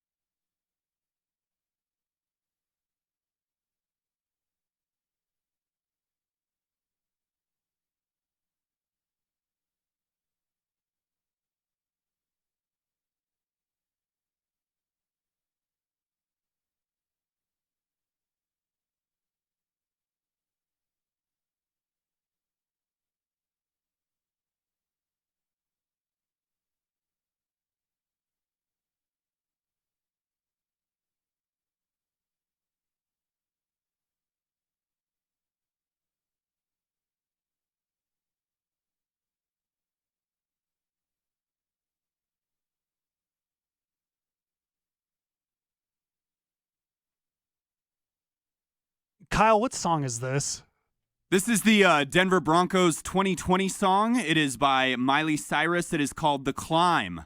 And Okay. Chad mentioned a few times on the show today, Denver is set up with quite the climb to the top There of the we go. AFC West. So, KB, there you people go. don't know this. Very strategic with the musical choices. I always like it. That's why I always got to ask. Our guy at 1043thefan.com's James Marilat put up a column this week where he discusses, could the Broncos have drafted a better player in 2011 at number 2 than Von Miller? And the article he cites, there was a lot of good guys that went after Von. You had Julio Jones, you had A.J. Green, Patrick Peterson, Tyron Smith, Julio Jones, I think I already said him, and J.J. Watt. So, Chad, if you could run it back, did the Broncos definitely, without a doubt, get it right when they took Von Miller at number 2? Ooh, well, when you said definitely without a doubt, Definitely got it right. No that, doubt. man, They did. They totally did. that changes it a little bit. Did they get it right? Yes. Definitely without a doubt. Would they have been as successful with Julio Jones and just put the focus on the offensive side of the ball instead of the defensive side of the ball? Perhaps. That didn't. They had the best offense of all time. You can be even better at the best. They had Demarius Julio Decker. Right. That would have been unreal. So, right? Wow. With the Seahawks. Okay, you know the Seahawks well. If they would add Julio, Decker, Demarius, do they beat the Seahawks in Super Bowl 48? They probably do. They probably do. And maybe they don't lose to Baltimore either. Maybe not. We've seen, so Von Miller's been tremendous, but is there any argument that J.J. Watt was deserving of those Defensive Player of the Year awards that he got? Von Miller's better than J.J. Watt. What? Yeah, come on. What? Von Miller's better. Come on. What? You think J.J. Watt's better than Von Miller? Have you watched J.J. Watt play? Yeah. Have you watched Von Miller play? Yeah. Here's what I know. My guy Orlando Franklin told me Von Miller's way worse to block than J.J. Watt. Huh. Three-time Defensive Player of the Year? Yeah, but Von Miller was Rookie of the Year. Von Miller's super. So what would you rather? What's better? Defensive Player of the Year, if we're talking accolades and awards. Defensive Player of the Year or Defensive Rookie of the Year, Super Bowl MVP. What's better? What's better to have on the trophy case? No doubt about it. Von Miller played some of his best football when his team needed them the best. So he earned that Super Bowl MVP. We've seen some Super Bowl MVPs, Malcolm Smith, who just happened to be the guy who had the 2 biggest plays in the game kind of thing. Larry Brown. Yes. That's why you're bringing up painful stuff. Oh, sorry. I did not mean to do that. I did not mean to do that. I am sorry. That was an accident. But to your point and to my point there, we've seen that. So, but Von Miller actually earned that. The difference between J.J. Watt outside of Aaron Donald as a defensive lineman and the third guy and the fourth guy is the gulf is so amazingly wide. It is wider for those 2 guys than it is for perhaps any other guys on the defensive side of the football. Von Miller, no doubt, Hall of Famer, no doubt, great player. I just don't think he impacts the game the same way that J.J. Watt does. He doesn't force. Really? They move J.J. Watt around, and he plays multiple positions. Von's either left or right, and occasionally they bring him with an off-the-ball blitz. He does not have the same position flexibility, therefore does not present the same headaches to offensive line coaches and offensive coordinators, therefore quarterbacks on the line of scrimmage. He impacts the game at a higher level. So J.J. Watt, for Broncos country, kind of like a newer, and I hate to use the term better because I love the guy, Carl Mecklenburg used to do that with the Broncos back in the day. They could move him all around. So Watt you do think's the more, and this is the word I always like to use, and I've used it on the show today, J.J. Watt's a more effective player on the field than Von Miller. Yes, and once you start looking at the stats, 106 sacks to, 96 stats for J.J. Watt. But one of those incredible numbers is 54 pass deflections. So he's getting blocked backwards and not getting to the quarterback? Well, I don't know if you know this, but whether you sack a quarterback or you tip his pass at the line of scrimmage, It's all good. it's still fourth down. It's still fourth down. They actually do what you want. They end the drive. They're both drive-ending kind of plays. So well, interesting question then. If J.J. Watt comes to Denver, do the Broncos still win at least one Super Bowl? Everything, Peyton, Yes. all of that, they do. Yes. Do we take J.J. Watt's injury history into account when looking at all of this? Yeah, I think you got a 5-time All-Pro, a 3-time Defensive Player of the Year. Yeah, occasionally that guy's going to get nicked up, and that's okay. So the Broncos, but what if he gets hurt in 2015? Because he's a guy that gets hurt more often. He was first-team All-Pro in 2015. I hate J.J. Watt right now because this is And again, this is no pushback against Von Miller at all. J.J. Watt, particularly, earlier in his career, was the baddest man in football. Yes, he was. Yeah, and what's funny is there's an argument, and one of the names in this draft that might have been better than both of them, but he threw it all away. Alden Smith. He had some personal problems. I don't want to beat up on the guy. Alden Smith arguably might have been better than both of those guys. He's got another opportunity. He's now on opportunity 3 or 4. He's the Cowboys, I think. It's the Cowboys. Isn't it amazing if you can play what you flash on film? You'll get your opportunities, but it's just like you're building a character on a video game and you got those little scales. Yeah. The greater player you are, the more crap they'll put up with every single time. Yeah. So it's okay. So people are texting me in JJ Watt's stats. Chad just read them to me, guys. We got the internet, but we have the internet here. But okay, so if you're doing that again, it speaks to a larger point. The big thing I think with the NFL draft, and it's what I've always thought, and it was the problem with Paxton Lynch, no matter who you draft, the odds are somebody after them will be better. There's a good chance that no matter who you draft, a guy just taken later is going to be better than the guy you took. It's just how it works out. The big thing is just don't miss on the guy you take.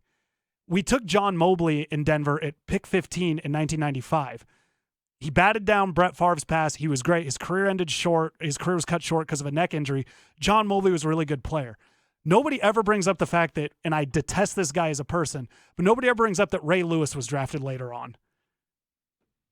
The reason is because John Mobley was good. They only bring up they should have taken so-and-so when you just completely miss on a pick altogether. Mike Kroll might have won Rookie of the Year, but they should have taken Big Al over Mike Kroll, and especially because Kroll went to Nebraska. But so I think we could played with Mike in Seattle. Mike Kroll played in Seattle? Half a season. Defensive Rookie of the Year. Never did anything again. Yeah. Mike was not a reactionary football player. He did one thing well, which was go forward. But he did not see reverses. He didn't see cutbacks.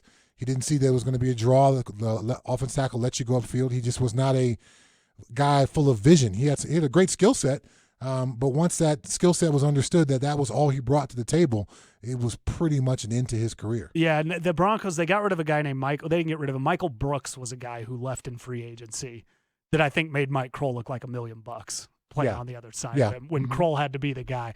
But the Broncos, Von Miller, either way, would Watt have been a better pick? Would Julio have been a better pick? Maybe, but it worked out with Von, so we don't get caught up. I mean, even if you take it, let's take it one step removed from J.J. Watt. Ryan Kerrigan, 96 sacks, I think, as well.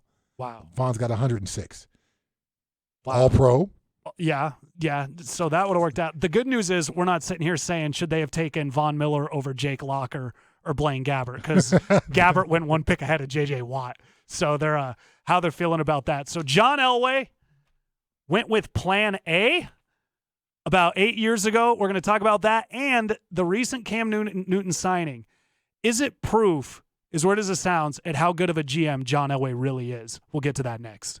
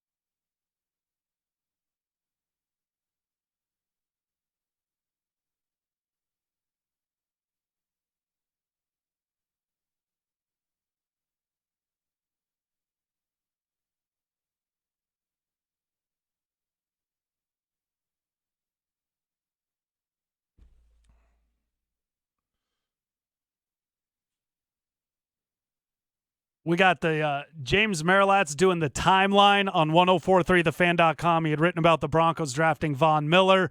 And this week also 2012 when the Broncos signed Peyton Manning. Real quick, Chad, best free agent signing in NFL history. Is it Peyton Manning to the Broncos? I think it is. I think Reggie White would maybe be the other one. Drew Brees.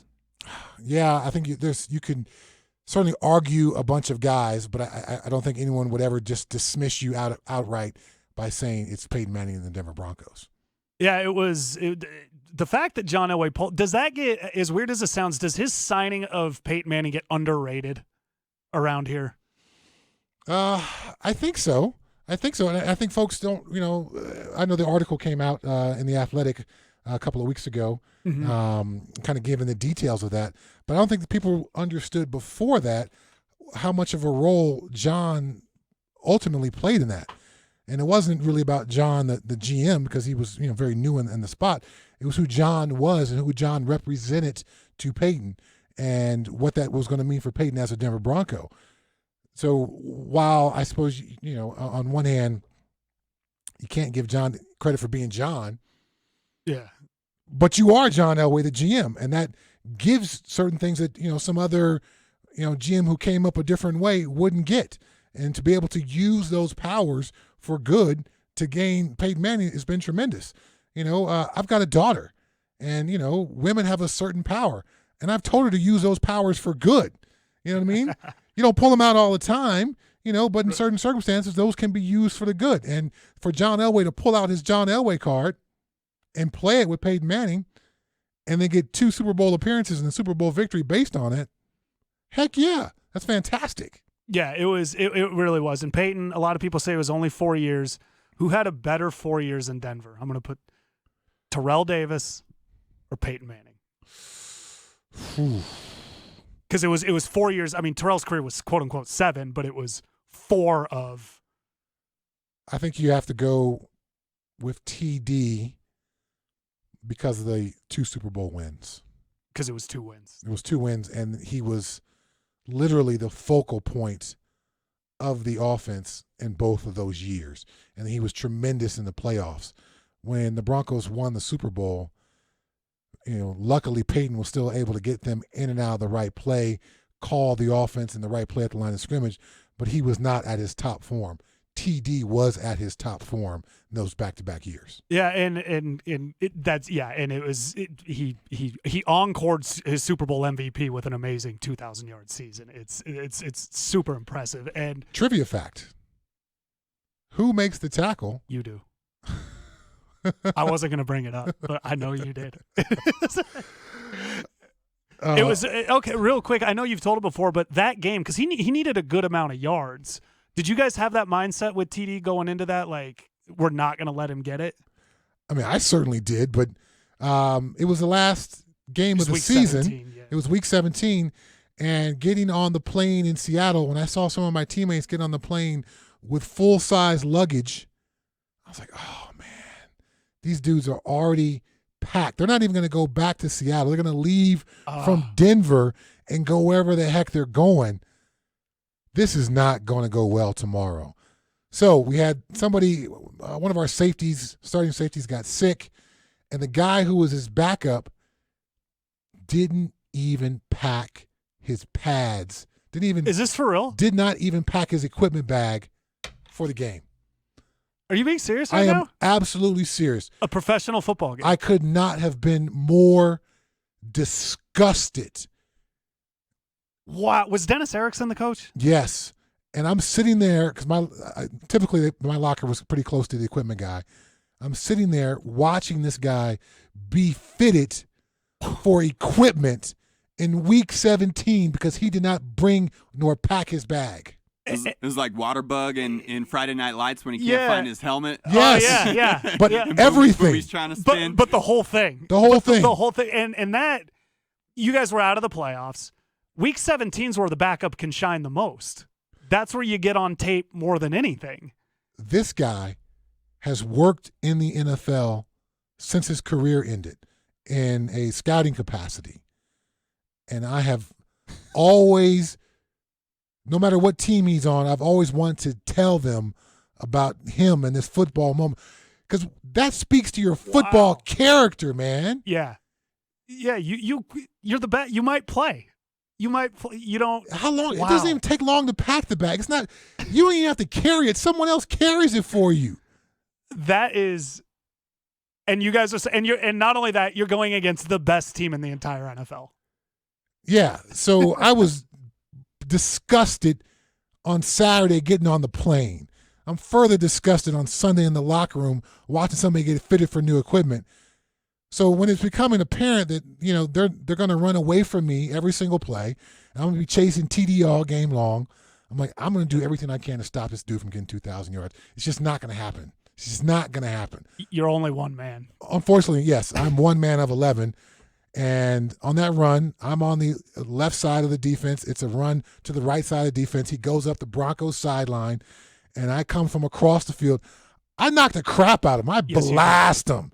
You know, it probably would be a borderline questionable hit right now because I had plenty of time to be upset running across the field to make this tackle.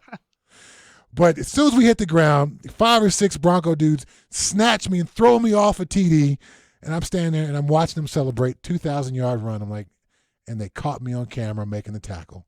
Damn it! They caught you, and you know I've watched that play, and I always knew it was you because I watched your Buffs team, so we always followed all those Buffs players through the NFL. How would you describe your body language when you watch that replay? My body language, you could see it. Yeah. I put my hands on my hips and I drop my head. I mean, the classic bad body language move because I am just so disgusted that this is what's happening right now. And that's what I liked about it, though. You didn't do the whole like, oh, he accomplished something, let me go pat him on that. Because you'll see that every now and then where a guy sets a record and the opposing team's saying congratulations. I like that you were like, I hate that just happened. And I'm not going to tell him. Not right now. No, maybe later on. I've seen TD right plenty of times, and we've shared, congratulatory wishes for each other and, all that stuff and remarks about who, being a great player and all that. But not that time. There was still a football game going on. Emmitt Smith broke the all-time rushing record against my Seattle Seahawks. Who comes across the field to make the tackle? I do. What? Really? Yes. You are. It's like a horror movie for you. And those highlights are played constantly, and I'm just always like, really? Thanks, NFL Films. Really? Again? Yeah. Like when TD went to the Hall of Fame, where you like, congrats to him, but here it comes. Yes, because if TD comes up, they show that run, and then here I come across the field. It's just, you know what though? It was a great tackle. I appreciate. It was a very physical, hard tackle. It was a great tackle. And I gave Chad the TD question, but I am going to get to it. Cam Newton to the Patriots. Is this a sign of how good of a GM John Elway really is? We'll get to that next.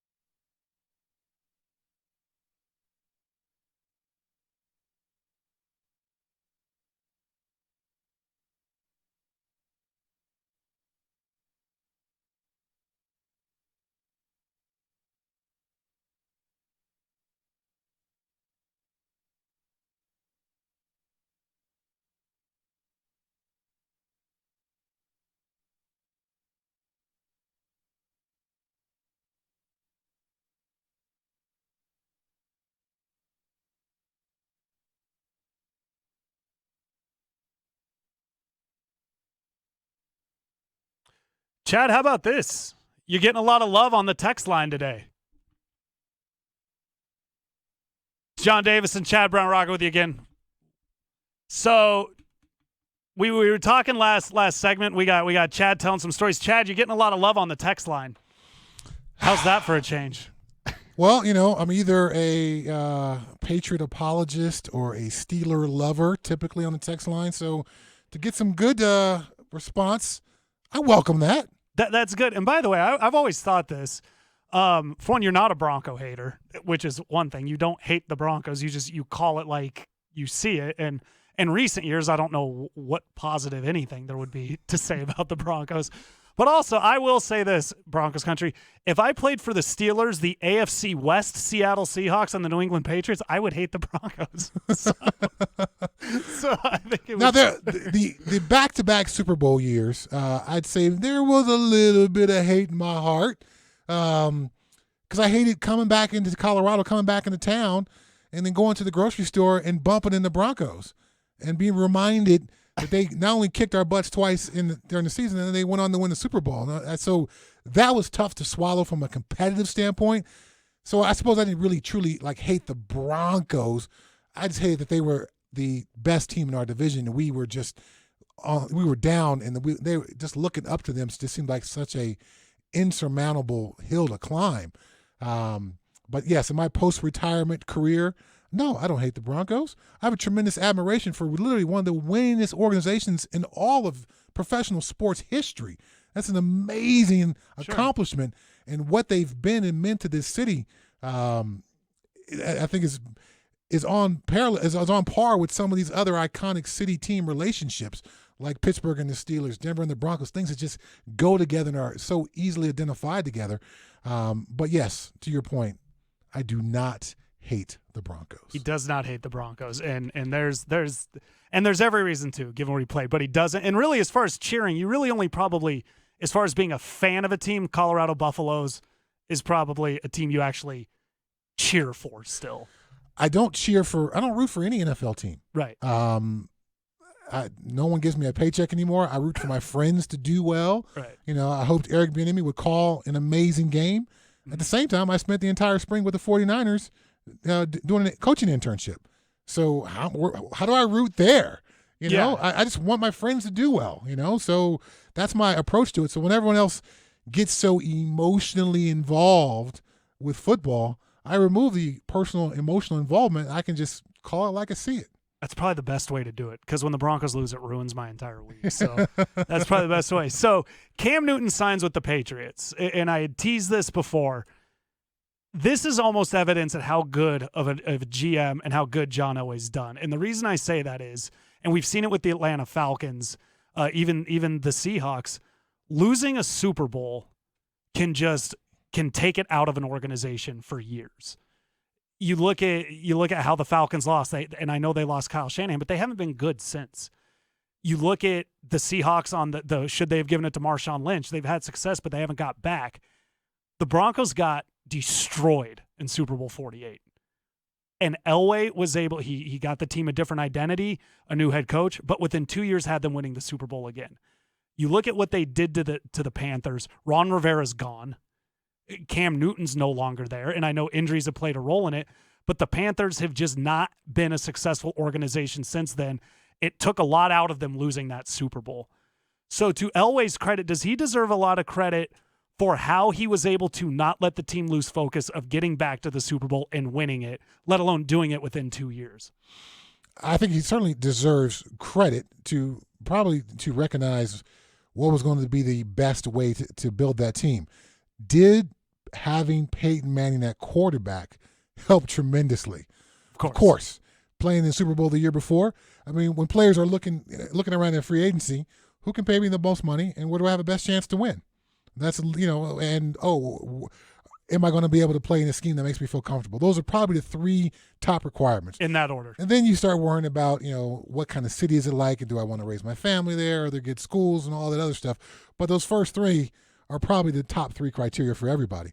And clearly, They paid Aqib Talib. They paid DeMarcus Ware. They brought in T.J. Ward. They paid all those guys near the top of the market for their age and all that stuff. Clearly, coming off the Super Bowl loss, having Peyton Manning gave those guys tremendous confidence that they were going to be able to get back to that spot and win the Super Bowl. He didn't allow it to crush the team, though. He didn't allow it to demoralize the team. To use it as a stepping stone instead of it overwhelmingly crushing you. And we see this, I think over 50% of Super Bowl losers don't make the playoffs the next year. Right. Yeah, they don't even get to the playoffs. So, it tends to go one of two ways. You either are inspired by that moment and want to get back to it, or that crushing loss robs you of your motivation. When I was with the Pittsburgh Steelers and we lost that Super Bowl to the Dallas Cowboys, it probably took me 10 years to get over that loss. I bet, yeah. And to have the perspective of, I'm glad I had a chance to play in a Super Bowl, because, for the 10 years previous to that, I thought I just would have rather not gone at all.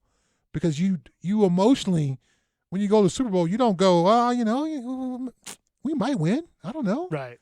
We're going to the Super Bowl, we're going to win it. I'm going to win a Super Bowl ring. I'm going to be Super Bowl MVP. Those are the kind of thoughts you have. Your whole life right. is building to that. So it is literally the most crushing loss that you can ever imagine. What was it like going into the following year?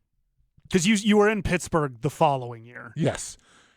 We did that thing where you want to fast forward through the regular season and just get back to the playoffs. And you lose perspective that the regular season is important to building your team, building up your mental toughness, all those little bits and pieces that you need to pull from to be a successful playoff team. You cannot just pick up where you left off. And so for us to, literally try to fast forward in our minds through the regular season, we were uneven. And then we went to New England in the playoffs and got the heck beat out of us. AFC Championship, right? No. You got beat divisional round? Yeah. Oh, yeah, because they beat Jacksonville, because Jacksonville beat the Broncos. Right. So, okay, so it was uneven, the hangover. We played the Colts in the first round. We won. We went to New England and lost. In a snowy game? It was a foggy game. I remember. Yeah. They took Rod Woodson up top, first play of the game, Terry Glenn on a go route for like an 80-yard. If it wasn't a touchdown, it was like an 80-yard reception. And that kind of was the way the rest of the day unfolded. I got a sack. I got an interception. I played well, but, it just wasn't enough. So and now hearing you talk about it, you felt it for years to come, not just – did you feel like we'll never get back? Okay. I won championships in Pop Warner. I won 32 games in a row in high school, back-to-back championships. We were on our way to my senior year to a third championship in a row when we were declared ineligible for the playoffs due to some kind of paperwork thing. But we were on our way. Went to Colorado, won 4 Big 8 titles, played for the national championship twice, won one. Mm-hmm. So why would my NFL career be any different in my mind? Right. And then I go to Pittsburgh, and we win 4 AFC Central titles. Play in the championship game, play in the Super Bowl. This is just inevitable. This is going to happen for me. So I never lost sight of this is going to happen for me. And that's why at the end of my career, rather than going other places which may have offered more money or a bigger role, I chose to go to New England because I was chasing that ring. That's how crushing that loss was. I felt as if my career would not be complete unless I had that ring, because I won championships at every other level of football I played. Heck, even once I retired and I coached my son's Pop Warner team, we won state championships. So I won championships everywhere except the NFL. And you were and looking back too on that, because it's John Davis, Chad Brown talking about Cam Newton. Cam Newton was the toast of the town.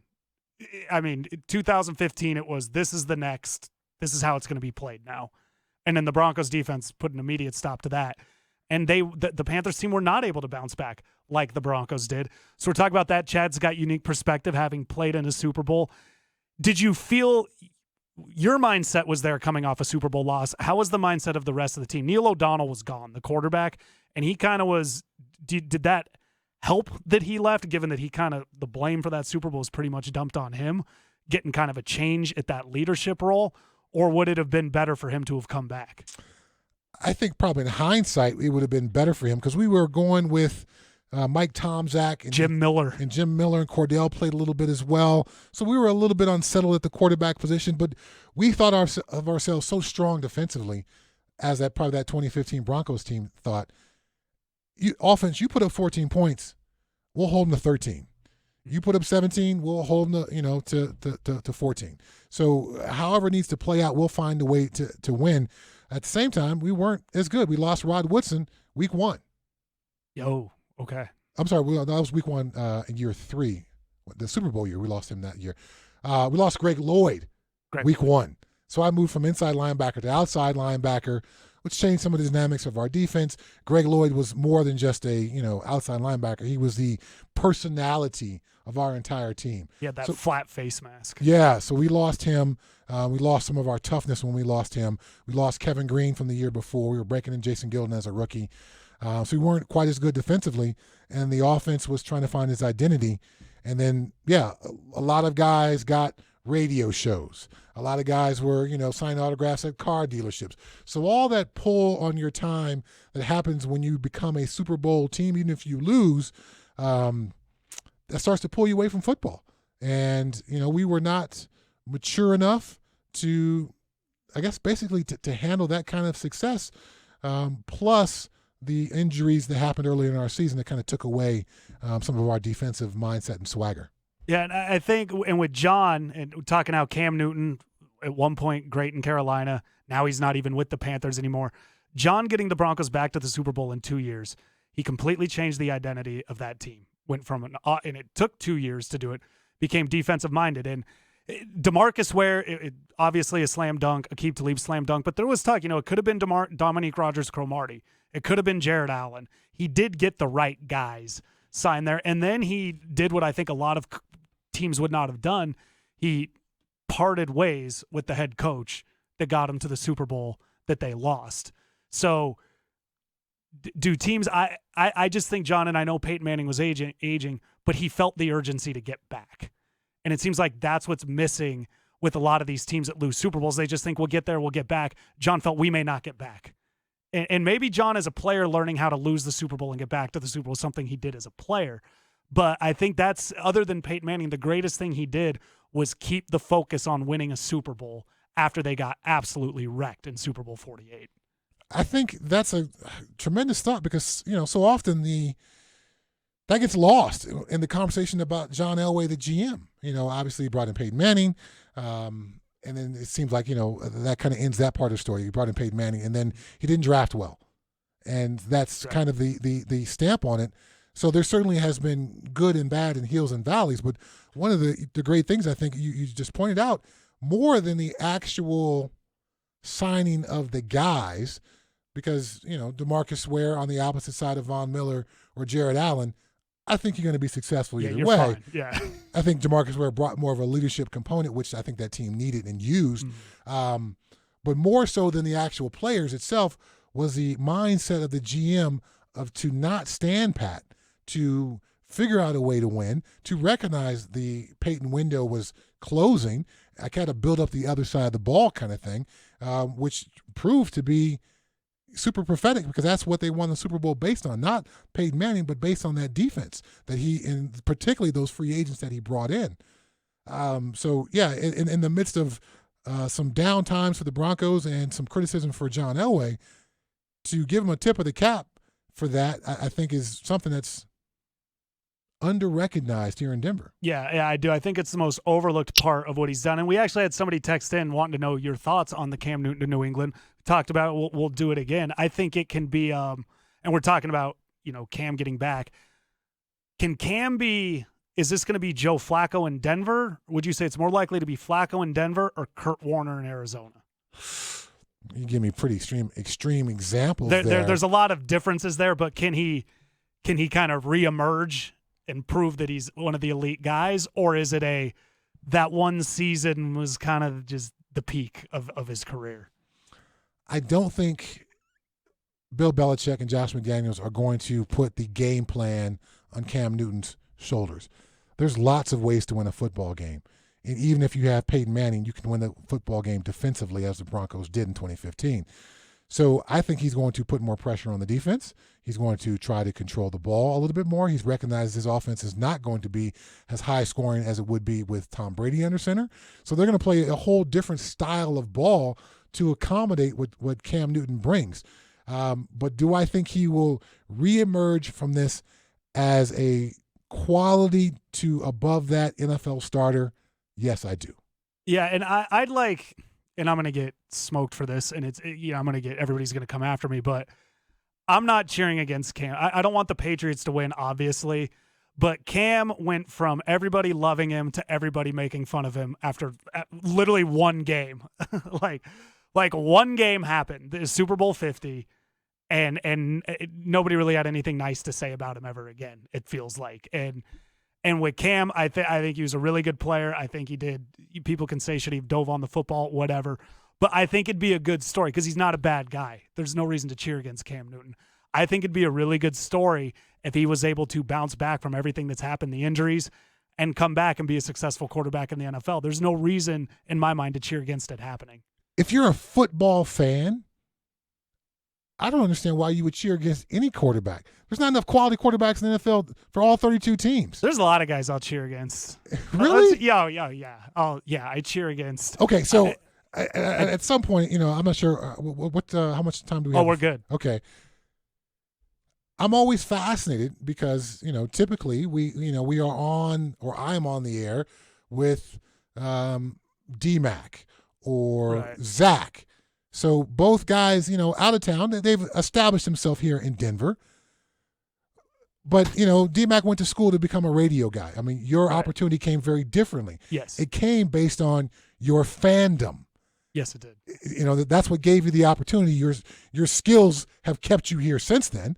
But the opportunity came from your being a fan of the Denver Broncos. Right. And so I didn't grow up that way. I was always the guy on the field.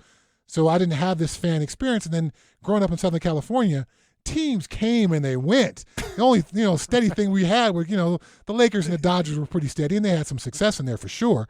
But football, my main sport, teams came and went. So I didn't have this amazing fan experience. I didn't sit on the couch with a Rams hat or a Raider hat next to my dad or my brother or anything like that. And I'm not saying that's your experience. That is my experience. Okay. My dad and my brother. Okay, exactly. So, yeah. Okay, so you have that very traditional, stereotypical fan experience that I have no idea of. Mm-hmm. So when you say you hate certain players, I typically found when I went into an opposing stadium and the fans yelled at me about how much they hated me, that meant I'm really good.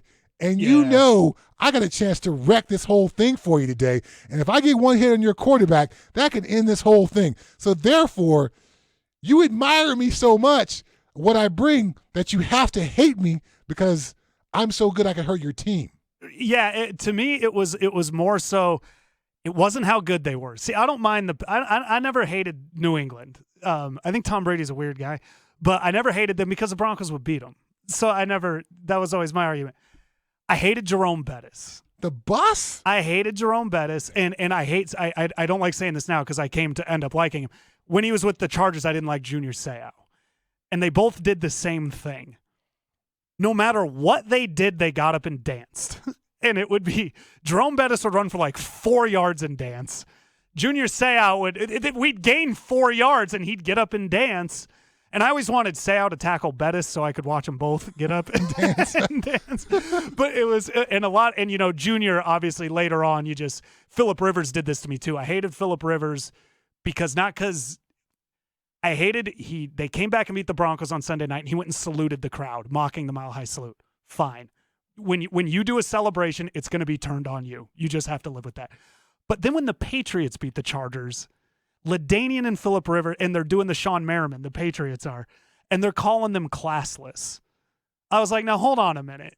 I saw you doing the same thing. What ended up happening is I ended up growing to really like Phillip Rivers because I just think he's so tough. But usually what got me to hate a player was when they started mocking us, and they started kind of trying to rub it in our face and talking smack, that's when I was like, all right, I hate this guy. Okay. That's what did it for me. So that's your line. It wasn't their success against your team. It was based on their taunting of the crowd and the bravado. I couldn't. Yeah. The bravado spilling over to some disrespect for traditions. Stealing the Mile High Salute. I mean, that's a tradition here. You can't. Yeah, I hated that. And the Dolphins, 1998, the Broncos, the week before they played the 2,000-yard game, they're all riding the Bronco on the sideline Monday night. And they're all because they're beating us on Monday night. It's come out since then.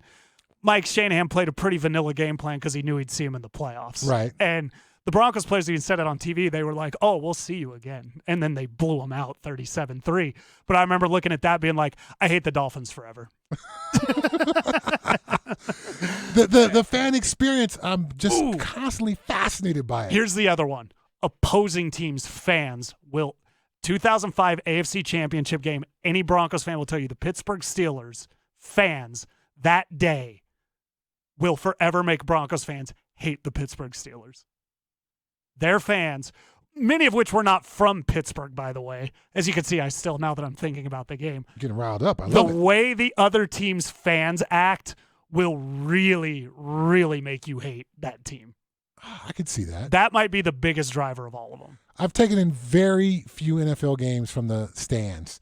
Very, very few, mainly Super Bowls. So the crowd is basically a neutral crowd, you know. Yeah. I'm sitting in, seats I got from the NFL, not from the team specifically, so they're not in a particular fan section or another, team section or another, just random seats. But I can see that as a fans particularly coming into your own stadium and not showing enough respect. What were the Steeler fans doing besides waving the terrible towels and general sense of fandom?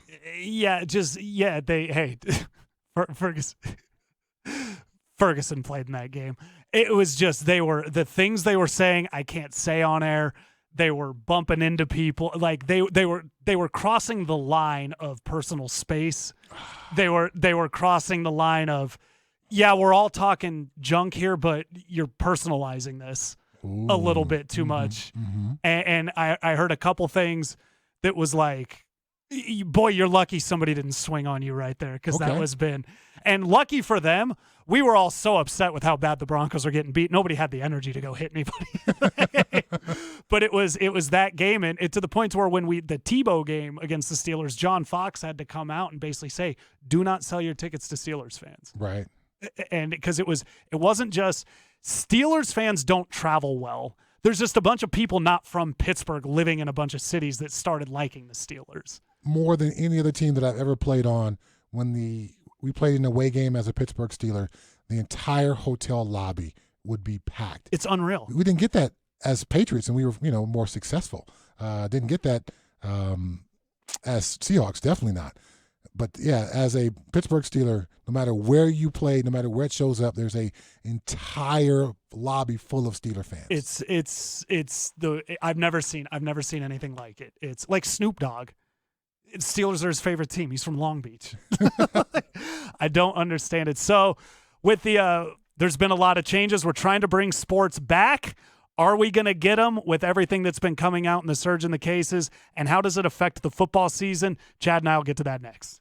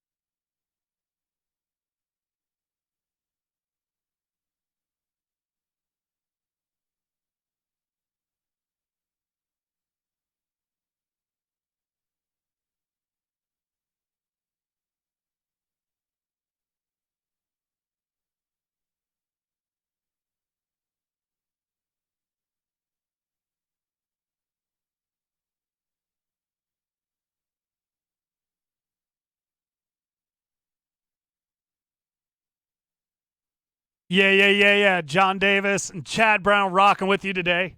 Snoop Doggy Dogg and Dr. Dre is at the dough. Chad, is this the best album of all time? It is. It is, if you ask me. I mean, obviously, music has so many different genres and eras, but I feel very comfortable saying of the era and of the genre, it's definitely in the top 3. Thank you. 2001, because you're from Southern California. Yeah, and that's my favorite genre of music is rap music from Southern California specifically. What was it? And I've got to ask Chad, what was it like being around the emergence of Ice Cube, NWA, and what they were standing, like the songs they were making? Do you remember that coming up and what it was like? Well, let's before them, political conscious rap was a thing coming out of the East Coast, some Public Enemy, things like that. So there was a shift to this gangster rap, which I suppose had its own political bend. We kind of focused more on the gangster end of it, but along the way, they were certainly, telling the truth about their communities, where they grew up, how things were policed. Obviously the song F the Police comes from someplace. Mm-hmm. If you've watched the NWA movie, they certainly tie it to a very specific incident. But yeah, to grow up in that area and to see the emergence of that, at first I pushed back a little because I thought, we were on such a great path with Public Enemy and some little bit more conscious kind of stuff. But the musicality, I don't think there's any denying, what Dr. Dre was able to do, taking some of these old school 70s soul beats and hooks and choruses and mixing them with Parliament and Funkadelic and coming up with that NWA sound. I mean, that stuff's undefeated, man. I mean, that's what it was. Is that it was Dre just made everything sound. Yeah, and it's why he's still to this day. I mean, as almost a 50-year-old man, some of the lyrics at this point are quite cringeworthy. We've hopefully a lot, particularly with the treatment of women and things like that. That's the biggest one that's made it is, and luckily they've tried to be more fair about that, and it needs to be better. Yeah, I agree. Yeah. But as far as sonically and melodically, I may disagree with the words, but man, I can sing along to them because I'm gonna just ignore the meaning because it's just so smooth and awesome. That was the genius of Dre, because a lot of that stuff you can't. As I get older, I'm like, oh man, don't let your kids listen to this, but it's because of the words. But Chad, we have they've had some the COVID-19. We saw Ian Desmond this week decide not to play, and I like the reasons he cited. He cited there's social issues, there's a lot of other things, but now we're getting NBA players testing positive. The NFL's canceled a couple preseason games. Obviously, do you think sports is going to get off the ground here, or do you see the basketball still happening, and do you see the NFL maybe starting later in the year? I'm not optimistic. I'm not. I know they want to push it and try to make it happen, but I am just simply not optimistic because even with these bubble scenarios, you're going to ask people to, from an NFL season perspective, being a bubble for 5 months. How do you pull that off? You've got kids, you've got family. So while you may be young and healthy, you are certainly around people who aren't. Let's not forget, there's a lot of older coaches. Belichick's in his 60s. Bruce Arians is in his 60s. Tom Moore, the assistant to Bruce Arians, a longtime offensive line coach for the Colts who kind of helped develop Peyton's offense. Mm-hmm. I think he's 72 or 73. Right. So I mean, we Vic are. Fangio is 60. Yeah. So we are exposing these people to this virus, which has shown to be particularly devastating to that age group. So I want sports to come back. I'm optimistic, but when you see a school like USC say it's going to be, we're not going to have any classes on campus. How do you, as a school, justify putting your football players out there when you didn't even have kids come back to campus?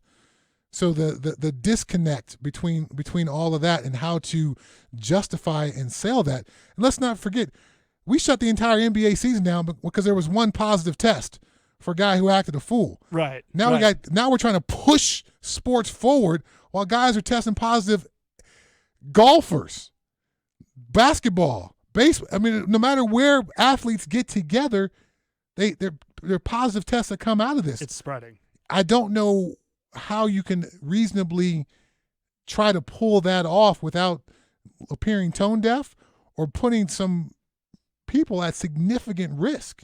Yeah, I don't think it's, and it was an interesting point brought up earlier, but if one person gets lost because of this, that's too many in sport. Like, if it could have been avoided.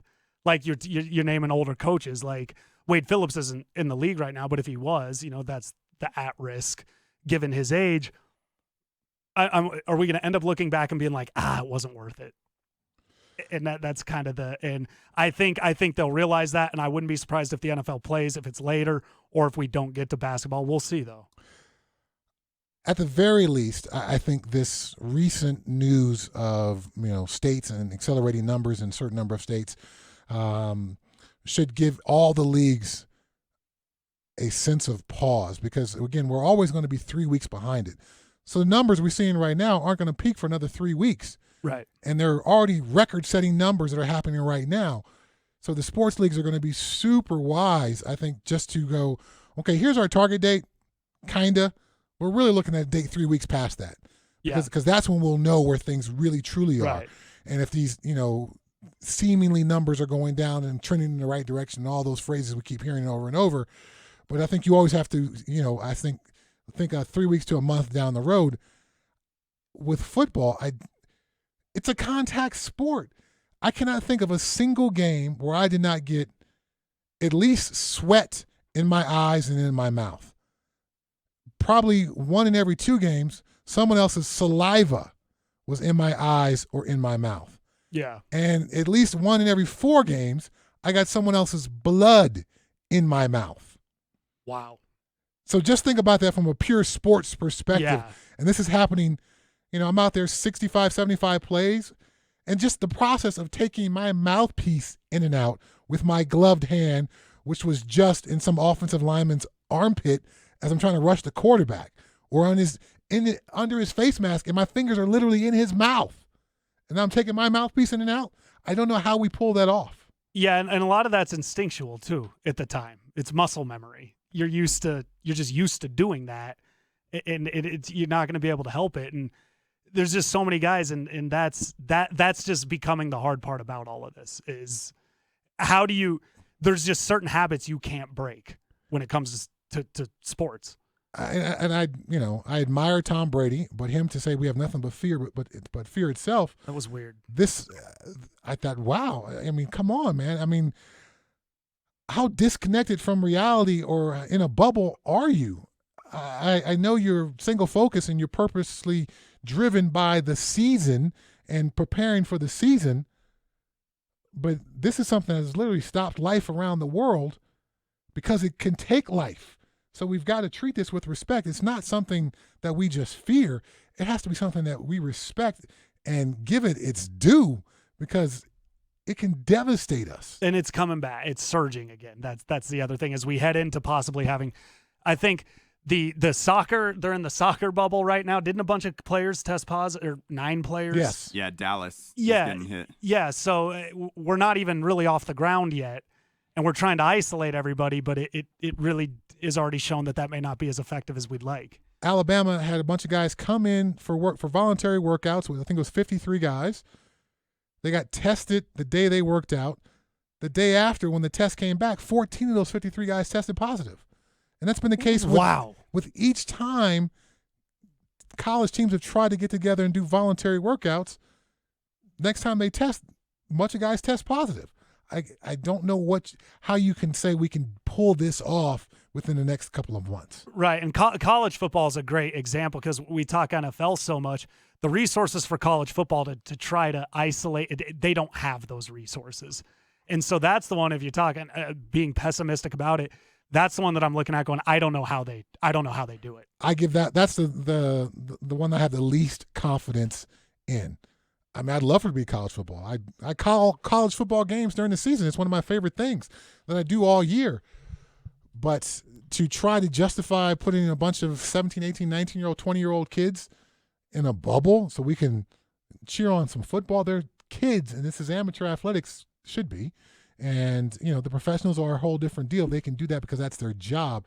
These kids, in theory, are supposed to be going to school, not just providing this entertainment on the Saturday. Right. And so I don't know. I love sports. I mean, obviously, the Nuggets and Avalanche are in a position to both win a championship. But I don't know. I'd love to see it happen. So hopefully, if it does, hopefully everybody can stay, we can find a way to make it work. My really good friend, Ricky Waters, wrote a book. Ricky Waters. All right.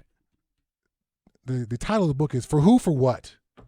And it's a quote he said during a press conference when he didn't extend for some pass that would have gotten him blown up. And then the quote was blown up, far past proportions of what he meant it to be. But I use that phrase all the time, for who, for what? So do you want the Nuggets to be the COVID-19 NBA champions? That's really the title that you want hanging up in the It's true. in the Pepsi Center? Right. Oh, on that shortened season where things were really weird, where a lot of players backed out of it. Yeah, we're champs, man. You know what I mean? For who, for what? Yeah. It seems like it's better off just focus on the next season and whether it's somehow, played earlier to make the time in between seasons not seem so long or modified in some way. But to try to salvage this particular season, I go very much for who, for what. Yeah. Do you think it happens? NBA. From a selfish perspective, I suppose I'd like to see them try just so the NFL could figure it out what they can and can't do, what's actually possible. Mm-hmm. But in the end, even if they do try, I don't think they can make it all the way through. Because what if you have a team, there's only 12 guys on the team. What if 7 guys test positive? You're going to go out there with 5? You're going to play with 5? That's a big one. Tyler always brings it up on this show. What if an offensive line all test positive one night? Yeah. The night before a game. And we've seen the NFL be a little tricky with concussion testing. When was the last time a quarterback missed a playoff game due to a concussion? I've been watching football my whole life. I don't think I've ever seen that happen. We've seen a quarterback leave the game on his own, but imagine getting hit late in the fourth quarter in one game, and then the only big one I can think of, it wasn't quarterback, was AB in 2015. Right. But I mean, the hit was so you couldn't. Yeah. But if you're a quarterback, you get sacked, and you should be in concussion protocol. But you think they're going to hold out Ben Roethlisberger? They're going to hold out Tom Brady from playing? They're going to hold out Patrick Mahomes from the AFC Championship game? Of course they aren't. So there's a reason why we haven't seen that. Not because quarterbacks haven't been concussed, because the NFL recognizes how important certain things are. If they're going to allow that to happen, are they going to allow a player to play with COVID? That's a fascinating question, and one that I hadn't thought about, but I'm going to definitely be following that. We have the Mile High Memories presented by ROX Rocks Heating and Air. Episode 9, we voted for it. Chad, how about this? Episode 9 will be about the 1990 Colorado Buffaloes. So nice. We got that coming up. Mile High Podcast. It should drop this weekend wherever you download your podcast or at 1043thefan.com. I've got a play from Chad Brown's career that I want him to tell me about, and I'm going to also put him on the spot about the CU Buffs. We do all of that next.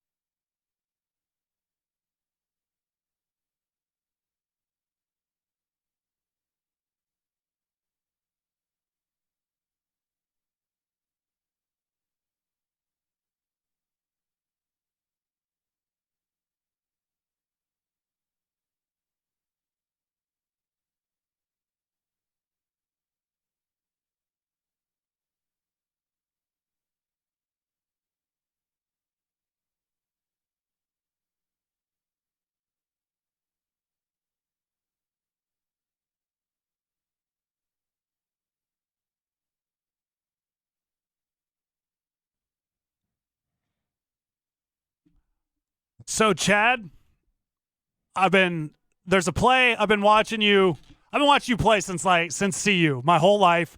Followed you in the pros. I ended up going to CSU, but I've told you this. We followed all those CU Buffalo players from that national title as they went into the NFL. So I wanted you to I always wanted all the guys to come to the Broncos. I got it with Pritch. I got it with Al. For one, real quick, I was going to ask you, how close were you in 2005 to becoming a Denver Bronco? I was pretty close. I had several conversations with Mike Shanahan, and I thought it would be tremendous to play where I lived. And hold on, shout out to Kyle for playing Africa. Yeah. If I'm on the air, apparently this has to be played at least once during the hours I'm on. So thanks, Kyle. There you go. But yeah, in 2005, when I left the Seahawks after the 2004 season, I could have signed back with Seattle, could have became a Bronco, a Pittsburgh Steeler, or a Patriot.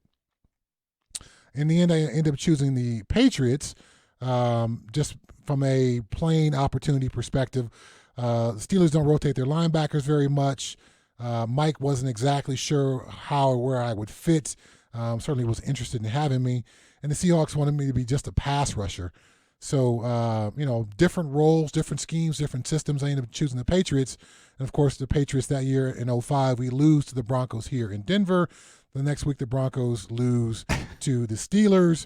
The next week, the Seahawks lose to the Steelers in the Super Bowl, and that's me chasing my ring in year 13. But in the micro version, it may have looked like the Patriots. You shouldn't have. But long term, the Patriots were clearly the best team to pick because you ended up having a lot of success there.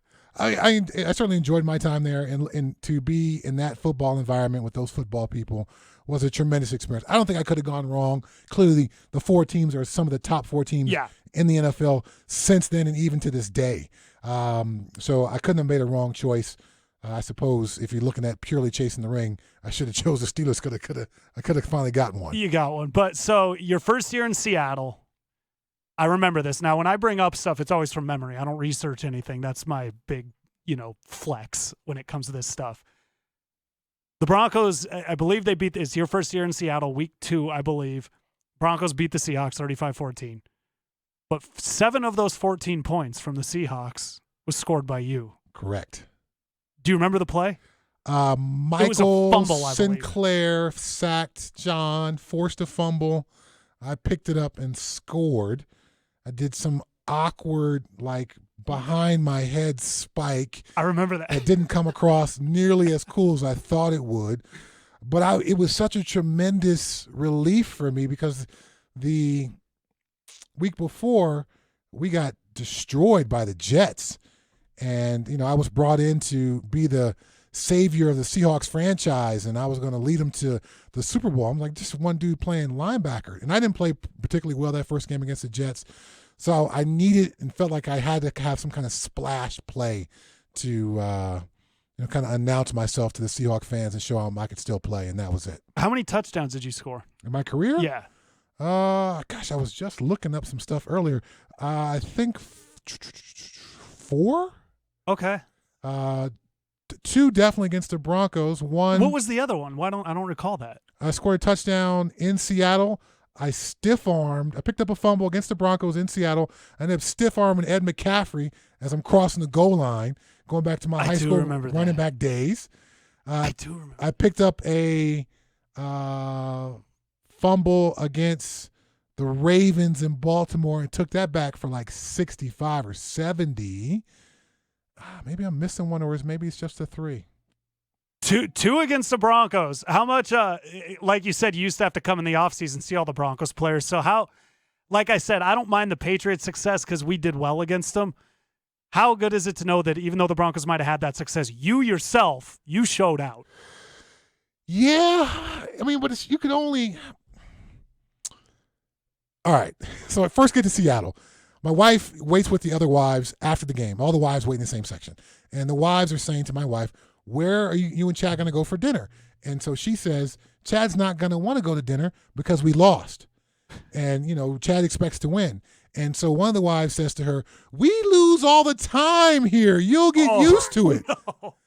So, my wife's not a professional athlete, but she certainly is a competitor, and she was disgusted by this. But after being there for 8 years and it's only having 2 playoff losses to show for it, and even in the midst of that, you start to kind of separate yourself from the team and say, well, the team didn't play well, but I played well.